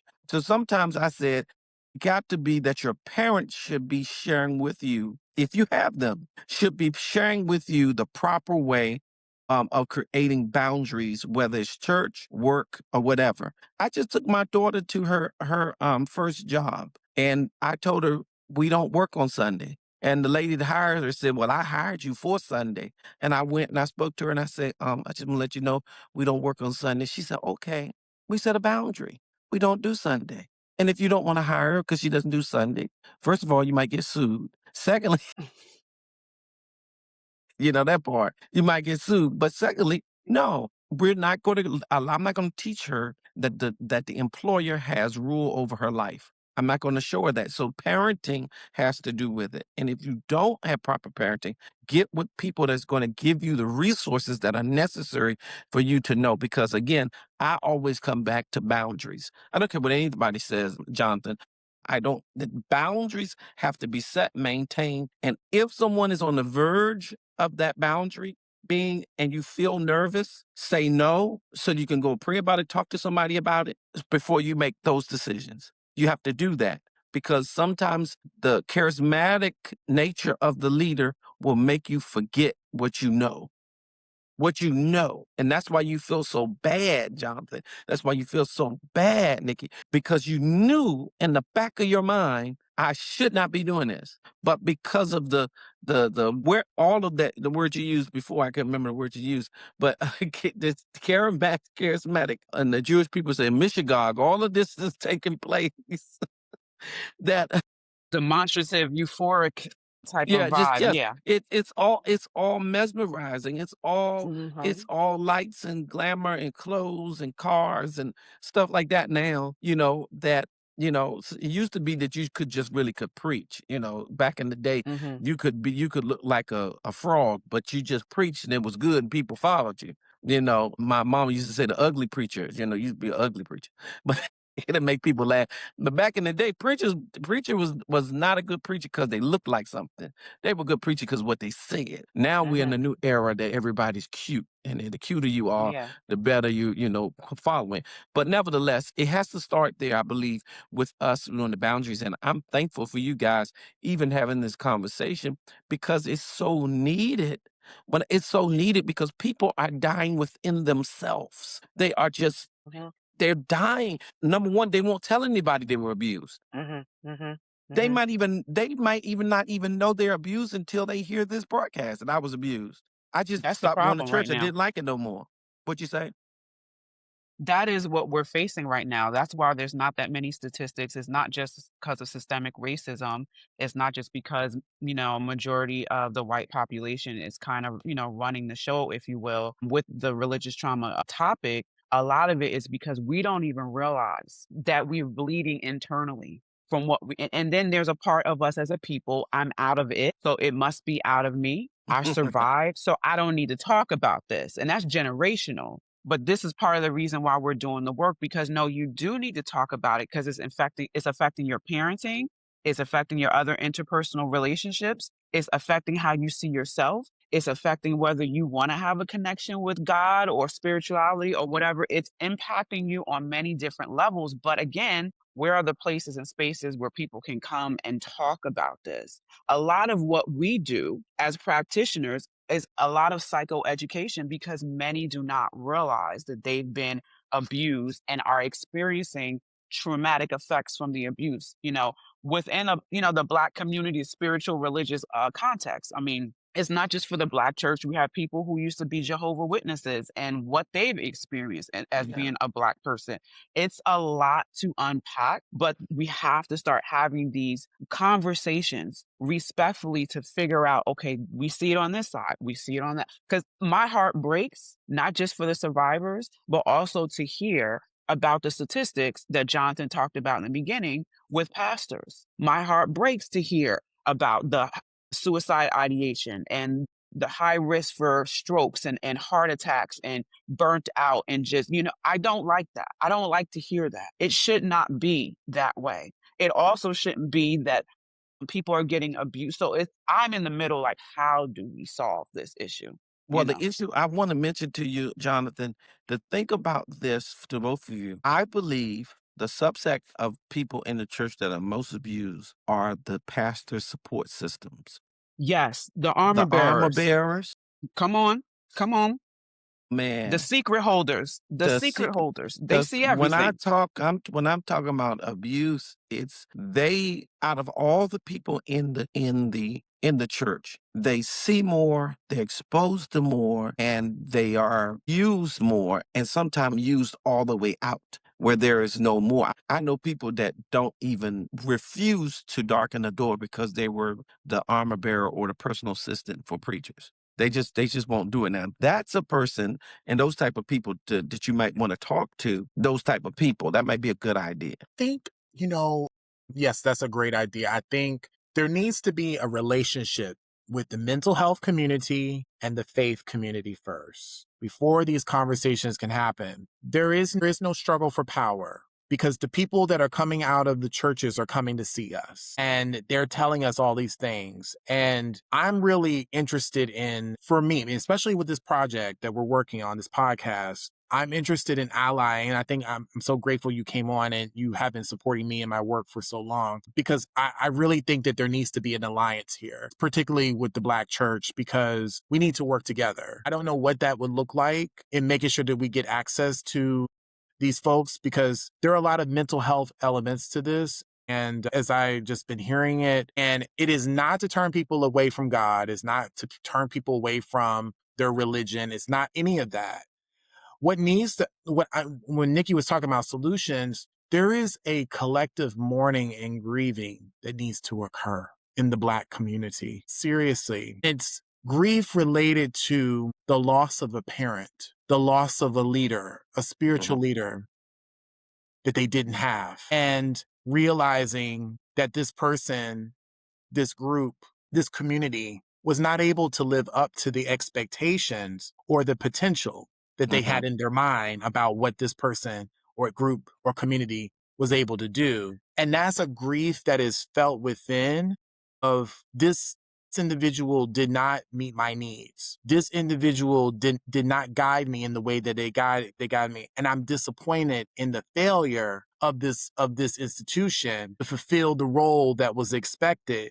And to name that, to provide descriptive language for people who have invested emotionally and spiritually in these leaders, in these institutions, with the hope and prayer that they were going to guide them, that they were going to protect them, they were going to keep them safe, they were going to inspire them. And these expectations were not met. Yes, but it's true in the scriptures what you said. It is a time of repentance that needs to take place because godly sorrow produces true repentance. And repentance is the change that's necessary to go in the opposite direction. But if there's no godly sorrow, there will never be true repentance. So the issue is you're going to have to bring it to light. We're going to have to agree that there is abuse, which a lot of the church as a whole has not really come out and said there is massive abuse. Yes. I admit it, and once I admit it and I know that it's wrong, I could have the sorrow that goes along with it. And not in the sense of the wailing and what people think of sorrow, but more in the sense of I can look deep enough into it that it'll cause me to shed a tear because of what I see and what I was involved in, to the point where I don't want to be involved in it anymore. And I need to have the proper checks and balances that are going to help me be what I need to be and do what I need to do. So the organization, the whole thing has to be ushered into a conversation about it with people that have the right language and the right training to talk about it. And the church is open for alliance. I'm going to tell you, as a pastor, they're open for alliances. It's just that a lot of the alliances we don't know anything about. They're not well broadcast. They're not well advertised. So we'll know to address something that we need to address. So I think that is necessary. Dick Gregory said it in an interview. He was on the panel and he said that it's like America. America's really never atoned for the fact of slavery. They just went on like it never happened. When they will give 40 acres and a mule, then that would be an atonement. That would be a recognition that something was wrong and the repayment for it. Even though that money couldn't repay it, but it would say, you get what I'm saying? It would be some recompense for what takes place. And I just heard a statistic that 40 acres and a mule is like $135,000. And the wealth gap between whites and black is $135,000. It's a What? yeah, it's a noted speaker and author. He said it. So what I'm saying is, if we're not willing to admit it and make recompense, we'll never have change. And this is the same thing to have it. So we have insurance policies as pastors for our church that cover sexual abuse, cover bad counseling. Yeah. You have to have that. Mhm. You have to have that insurance because one of your ministers, unbeknownst to you, could be touching a child. You Mhm. don't know because you're not in every place at the same time. You're not in the vehicle, you're not in the car, you're not at their house, you're not so we have to have insurance that will cover for it. So we are made aware of it, but we never have repented from it. And so that's the next step that has to I take think place. that the alliance does have to make space for the anger and the Yes. rage, even against God, all of it, right? It just can't be, because it's not going to be pretty. This alliance is going to be real messy because there are multiple concurrent losses over time, generations, decade, like it is all of it, all encompassing of the devastation of the loss. And so that you can provide a container for all of that to occur and then move into the reframing of an expectation. Mm-hmm. Yeah, But come on, come on. you have to make container for all of that hurt and pain and trauma and energy. All of that needs to be contained. But then you can go into an expectation to say and understand, after I have been heard, seen, and understood and validated and affirmed, I now can move into the understanding that no leader, no person, no human being on this Mm-hmm. earth and planet is perfect. And in some of the Mhm. expectations that I may have had about this person may have been unrealistic. Not even Yeah. the person, but the vocation. But the The person in vocation, that vocation. The Mhm, person exactly. in mhm. that vocation. Because it's really And the the system. vocation.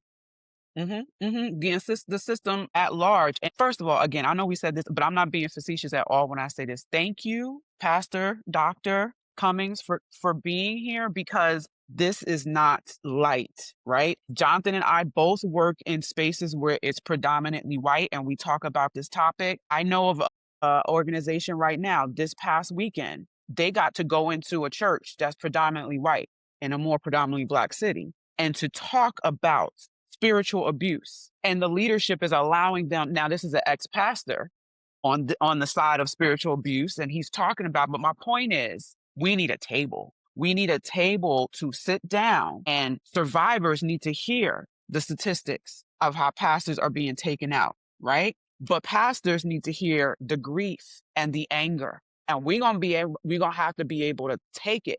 And this is just Nikki. This ain't even Coach Nikki. This is Nikki. I'm a big believer of systemic racism. We can't do nothing about that. But our people, we need living room, sit at the table. Mm-hmm. Somebody can make some food or whatever, and we need to snot and we need to cry and we need to pound the table and we need to be angry and we need to let it out, because all of this has been generationally killing us because it's been locked in our bodies. And I'm not just talking about this topic, there's a whole lot of stuff.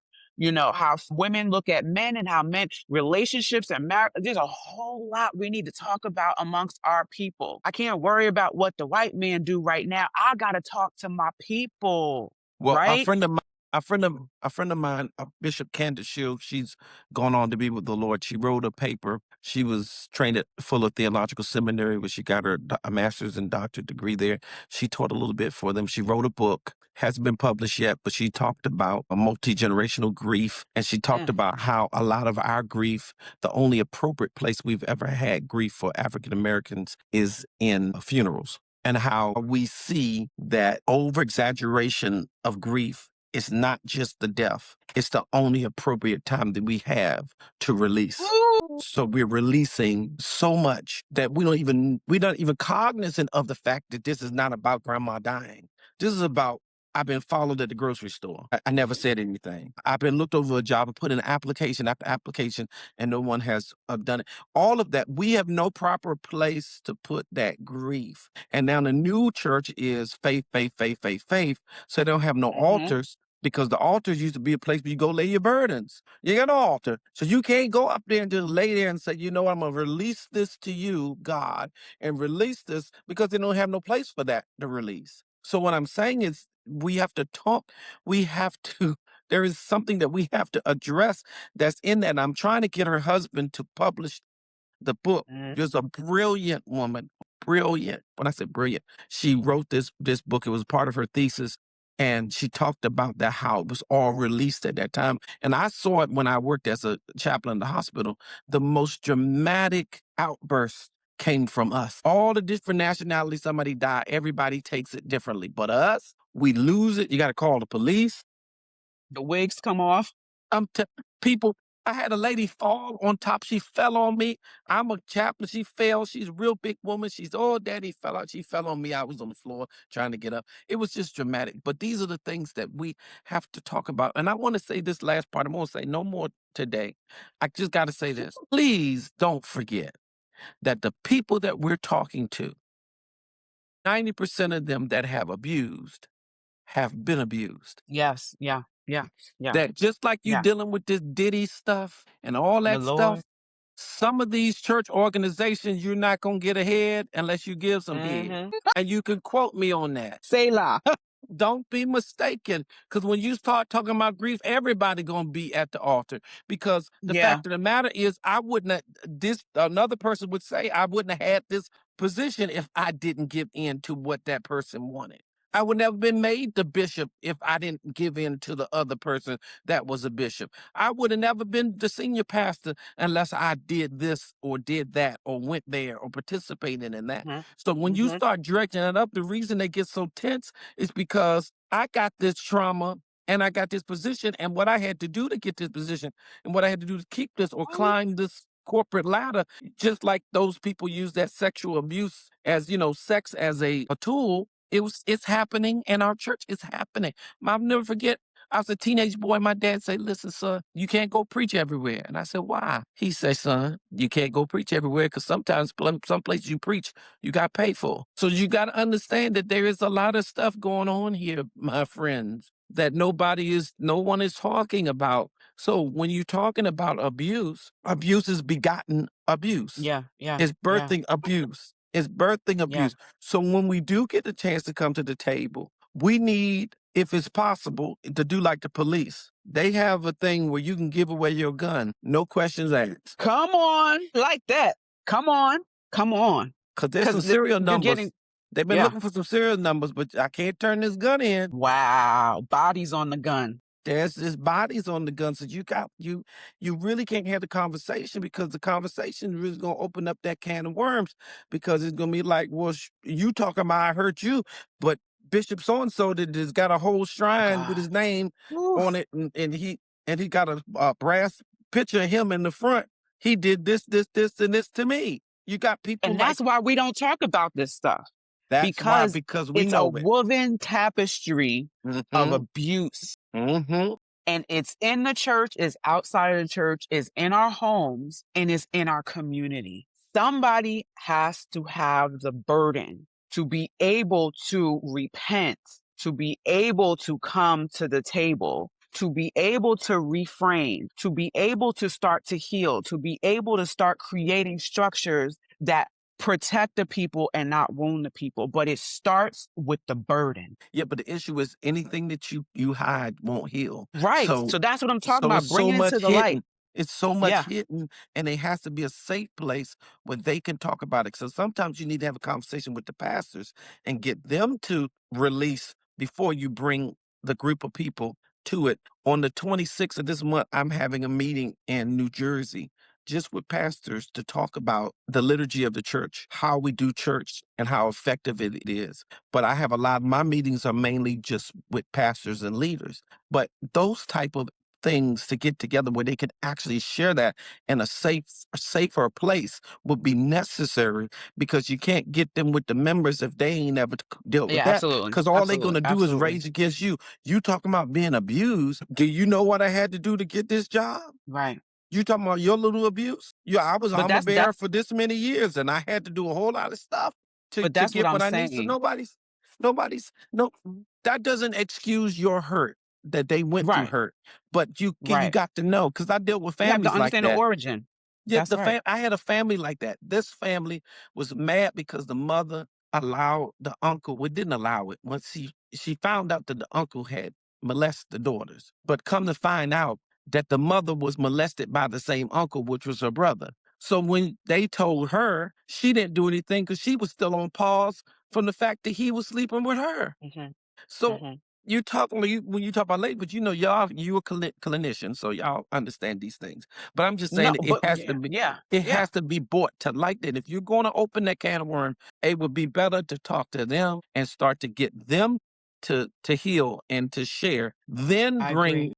the members together when there's a remnants of growth in them to hear their trauma, because all they're going to do is Mhm. trigger their trauma, and they feel that their Mhm. trauma is so much worse, Jonathan, so much worse, Question for you. Nikki. Question for you. What does that look like for, as my mom used to say, men of cloth, the leaders, the shepherds, the under shepherds, to come together and actually hear? Maybe they might not have done it, might have been done on their watch. They didn't know though. What is it like for them to hear there is spiritual abuse in this house? There has been sexual abuse in this house, and not deflect and start to tell the parishioners, well, if you had been following God instead of following me, like all the excuses over, That's why I because said I've that's why heard you have to them talk too. to them first. That's why you have to Right. do it as Or a you, treatment plan. you gonna talk, you talk.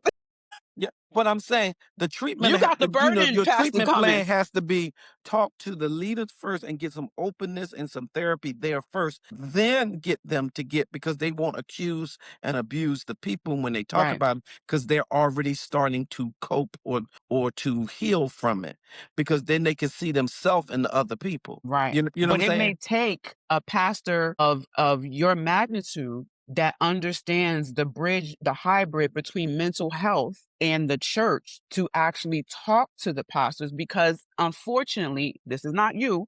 There's a lot that do not trust the mental health profession. They look at it like, if I That's start just having, history. But right. when it's black folk that been vetted, like if I brought you to somebody, I know those people, and those people trust me. So if I brought you Mm-hmm. there, they're going to listen to you because of me, Mm-hmm. not because of you, not That's because what of I'm your saying. It's degree. going to take Forget your somebody like you to degree. open the door. All of that Mm-hmm. don't matter to them. They Mm-hmm. don't care no degree, certifications. Right. Right. I know him, I'll let you talk. But our history of mental health and black people have not, with psychology and all that kind of stuff, has not been the best. So sometimes they Mm-hmm. carry that in their subconscious, not because, I'm talking about the historical stuff and Yeah. Yeah. Yeah. Yeah. how they, but at the same time, you need a bridge to those type of communities. A bridge is necessary because it speaks of validation. And the only thing I tell people to do, don't insult them at the same time trying to Right. help them. Right. Because sometimes Absolutely. we find Absolutely. ourselves and we'll let stuff slip because we talk in private, and then it'll slip and like, wait a minute, no, don't insult me. No, don't insult me now. Don't wait a minute, wait a minute. You Yeah. go Yeah. treat me with respect, because I may be here to open up, because there are a lot of pastors that I know for a fact that are hurting but have no place to pour it. They have no Mhm. place. And then just because you pour it to me doesn't mean I have the strategy to help you. So some people can Mhm. be a listening ear, but they can't give them any type of steps to get free. So Mhm. I'm Mhm. saying we can do stuff like that, but it has to be done in a how do you say? It has to be done through qualified people, bringing those people to the table to have Yeah. those Yeah. conversations. And these are the conversations, are the hurt conversations, because the fact of the matter is, if I say who did it to me, because now I'm basing You're who I exposed. am, Yeah. I'm basing And so if I defame their lineage and say that they did that to me, now people ain't gonna have no faith in the person that's gone. And now everything that I am is built on the fact I knew this person. I just heard a lady say, and this is the last thing I'm gonna say. I just heard a lady say that one of the biggest evangelists from Africa that ever walked the face of America was in a secret society and having an affair with a lady bishop. If you call the person name, they would shoot you. His sons and daughters would shoot you. When I say shoot you, listen to me. I know what you Found dead in a box somewhere. mean. Do you hear me? You say that person, say that person, you say that person's name, and they will come after you. You ain't gonna damage or polish the memory of this person, or damage the memory of the person. So at the same time, that person still needs help too. They still needs help. And here's the issue: can you be a good person and have made mistakes and nobody know about it? Is the baby always thrown away with the bathwater? Is it that? But that's the way Time both, be, but because because we paint the world, religious people paint the world in black and white. And all the grays and all the other colors don't even exist, but we live in gray. We preach black and white, but we live gray for sure. So what happens is just the very way that we preach that would defeat the very act of getting help. Because to get help is to say that I'm not white or black, I'm just maroon. wow. And it's to say that I got issues just like you. And maybe I did what they did to me to somebody else, and I don't know how to cope with that. And so you're talking about, are we going to be people that really help them or just investigate who did something wrong so we can report them? Because that's why they're not talking. Because you get what I'm saying? They're not talking Mhm. because maybe the person's still alive, and I don't want to burn the house down. I just wanna get help with what happened to me, because maybe that person has never done that again. Or maybe they don't this is And in the house is too many secrets. yeah, and how do you handle that? And that's why nobody wanna talk. Nobody wants to talk because if I blow him out, blow him away, then everybody loves me because of him, and he's gone, and I defamed his memory, and now I ain't nothing. So it's a lot. So, I mean, this is just the epitome of complex trauma, and it's very complex. And I don't think we're going to be able to accomplish a solution in this episode. The different, We just the talking. different complexities, the nuances, the layers to disclosure around abuse and trauma, and I Mhm. think that that's what we're talking about. But we're having the conversation quietly Yes. about it, Yes. right? That's the Yes. start. We don't have to rush into future steps.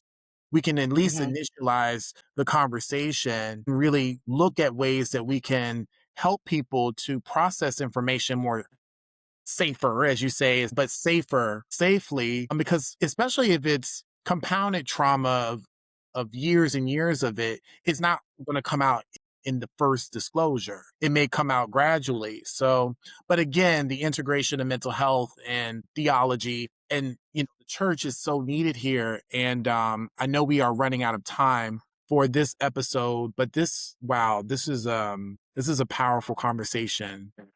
Mhm. Really is. Mhm. I don't even know if we realize what we just did here, Dr. Cummings and Nikki, because we're exploring some things that most people don't talk about.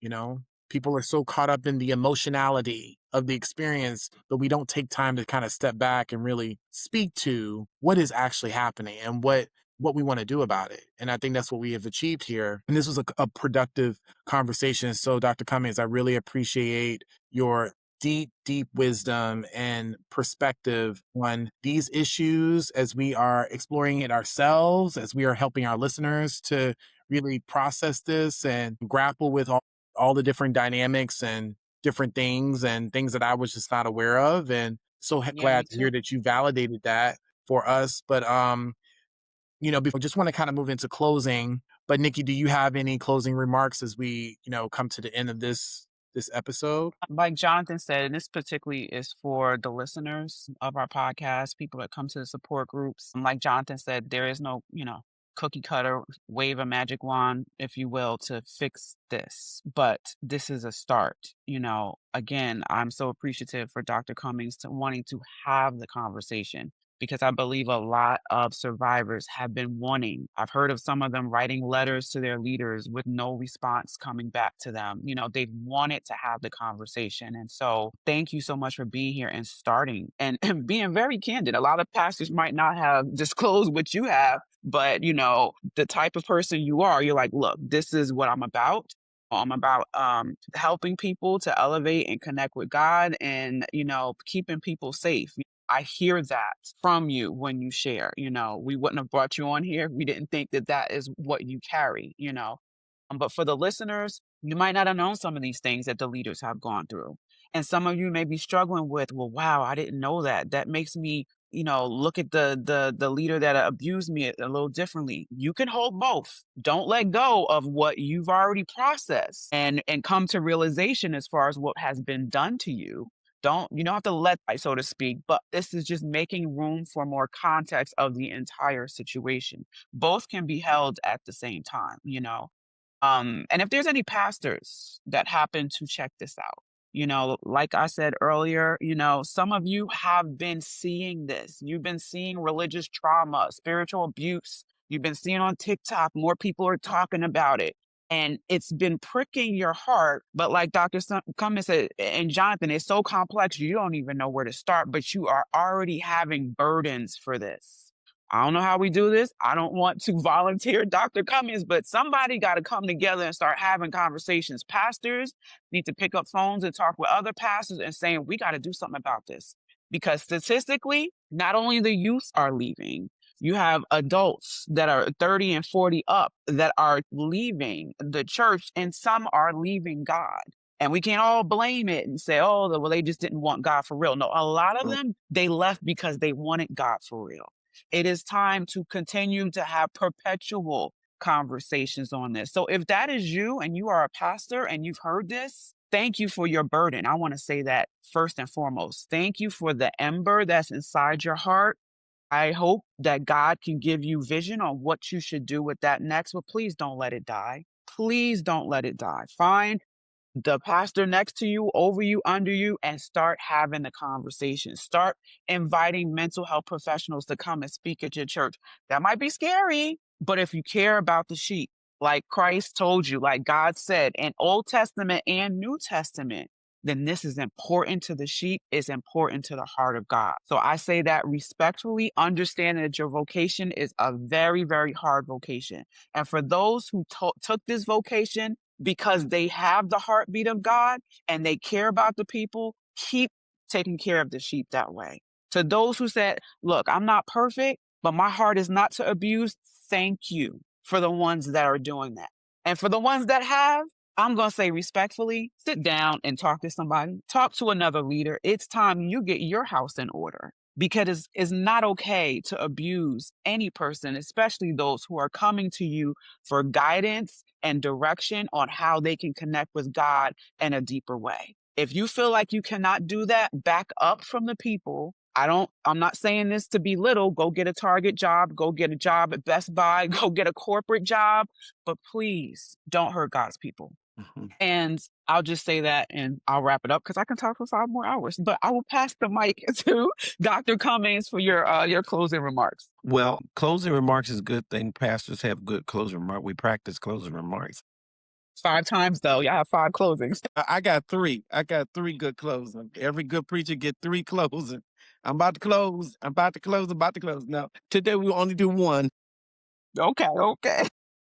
I think that the Bible talks about a time that's going to come that everything that can be shaken will be shaken. And what it means is everything that can be rattled and shaken and then be broken will be broken. Everything that's not really surely and securely, firmly braced is going to be shaken.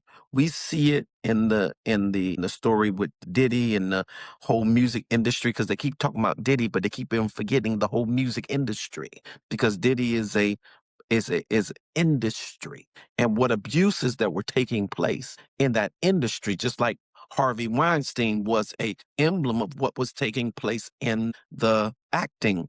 These things are taking place. And if you listen to stories from Shirley Temple's mother, how they treated the daughters and the people, all of that industry is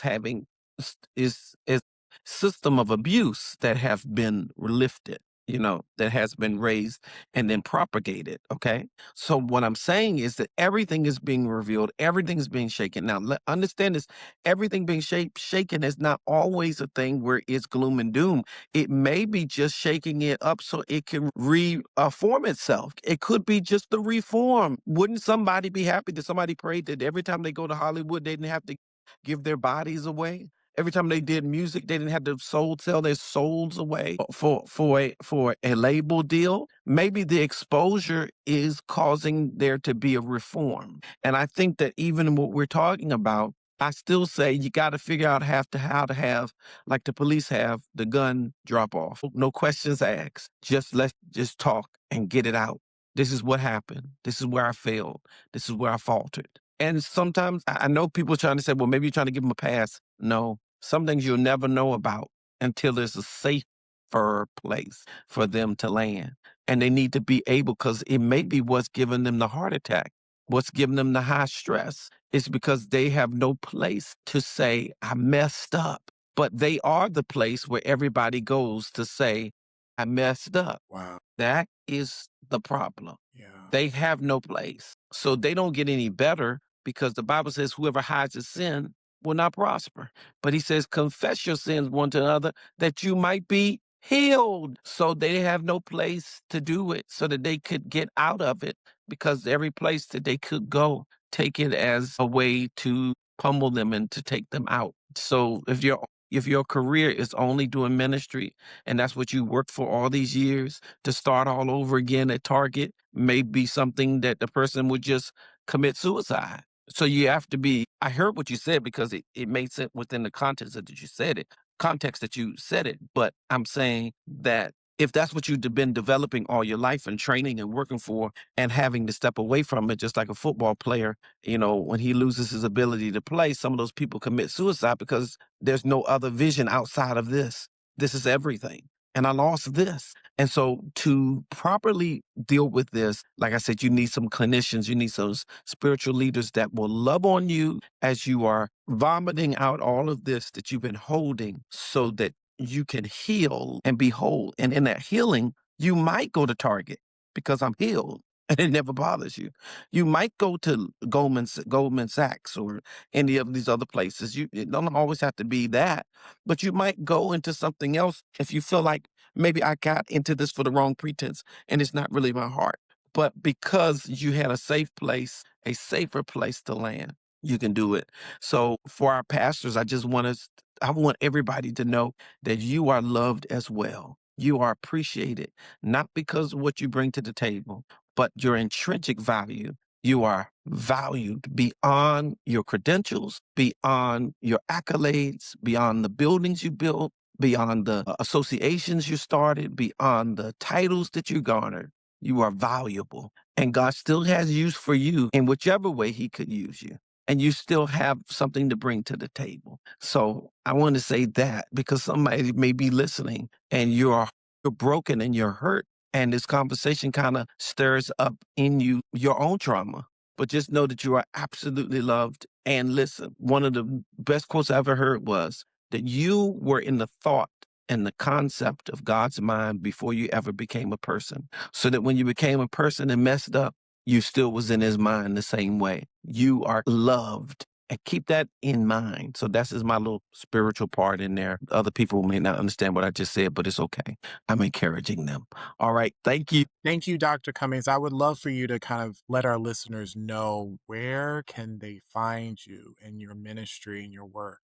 I'm sure that there are people who want to learn more about you and hear more about what you have to say. Well, I'm Googleable, so you can Google me. That's my word, my own word. I don't know if that's the actual word, but I use it. I phrased it. I'm Googleable, so you can put in Dr. Darrell D. Cummings. Got to put the D in. I have some family members that have the same name, Dr. Darrell D. Cummings, and you can put it in. You can find our website. You can find Facebook, Instagram, TikTok, all of that kind of stuff. If they're looking directly for it, you can put in I am Dr. Cummings, Cummings, and that's for all of the social media handles that are there. But I'm Jonathan and Nikki, thank you so much for the opportunity, because I've been itching to talk about this and pray that this particular broadcast and video will go far so that it can touch some people's lives and spark a conversation that has the ability to change generations. Because if we work on it now, the next generations won't have to deal with the same level of dysfunction. Yes. Thank you again. Thank you so much, Dr. Cummings. This will not be the first or the last time that you will be hearing from us, and I really appreciate you and all of your offerings and just your words and everything you just shared. And my hope is that this episode provided somewhat of a framework, a container, understanding, clarity, acknowledgement, validation, healing, whatever was said from the time we started up until now, just to make sense of all the experiences that you endured and survived and healed from, that you now have someone who spoke in places where you may have never really understood or didn't have the clarity, or may have been just confused or just lost. And so I hope that this episode was able to give that to you and in this moment. Be sure to follow Dr. Cummings online, and I hope that you stay tuned for more episodes of Surviving the Black Church podcast. And until our next appointed time, I hope that you take care. Bye, everyone. Welcome to Surviving the Black Church, a podcast that sheds light and brings awareness to religious trauma and dismantles oppressive systems within the Black church.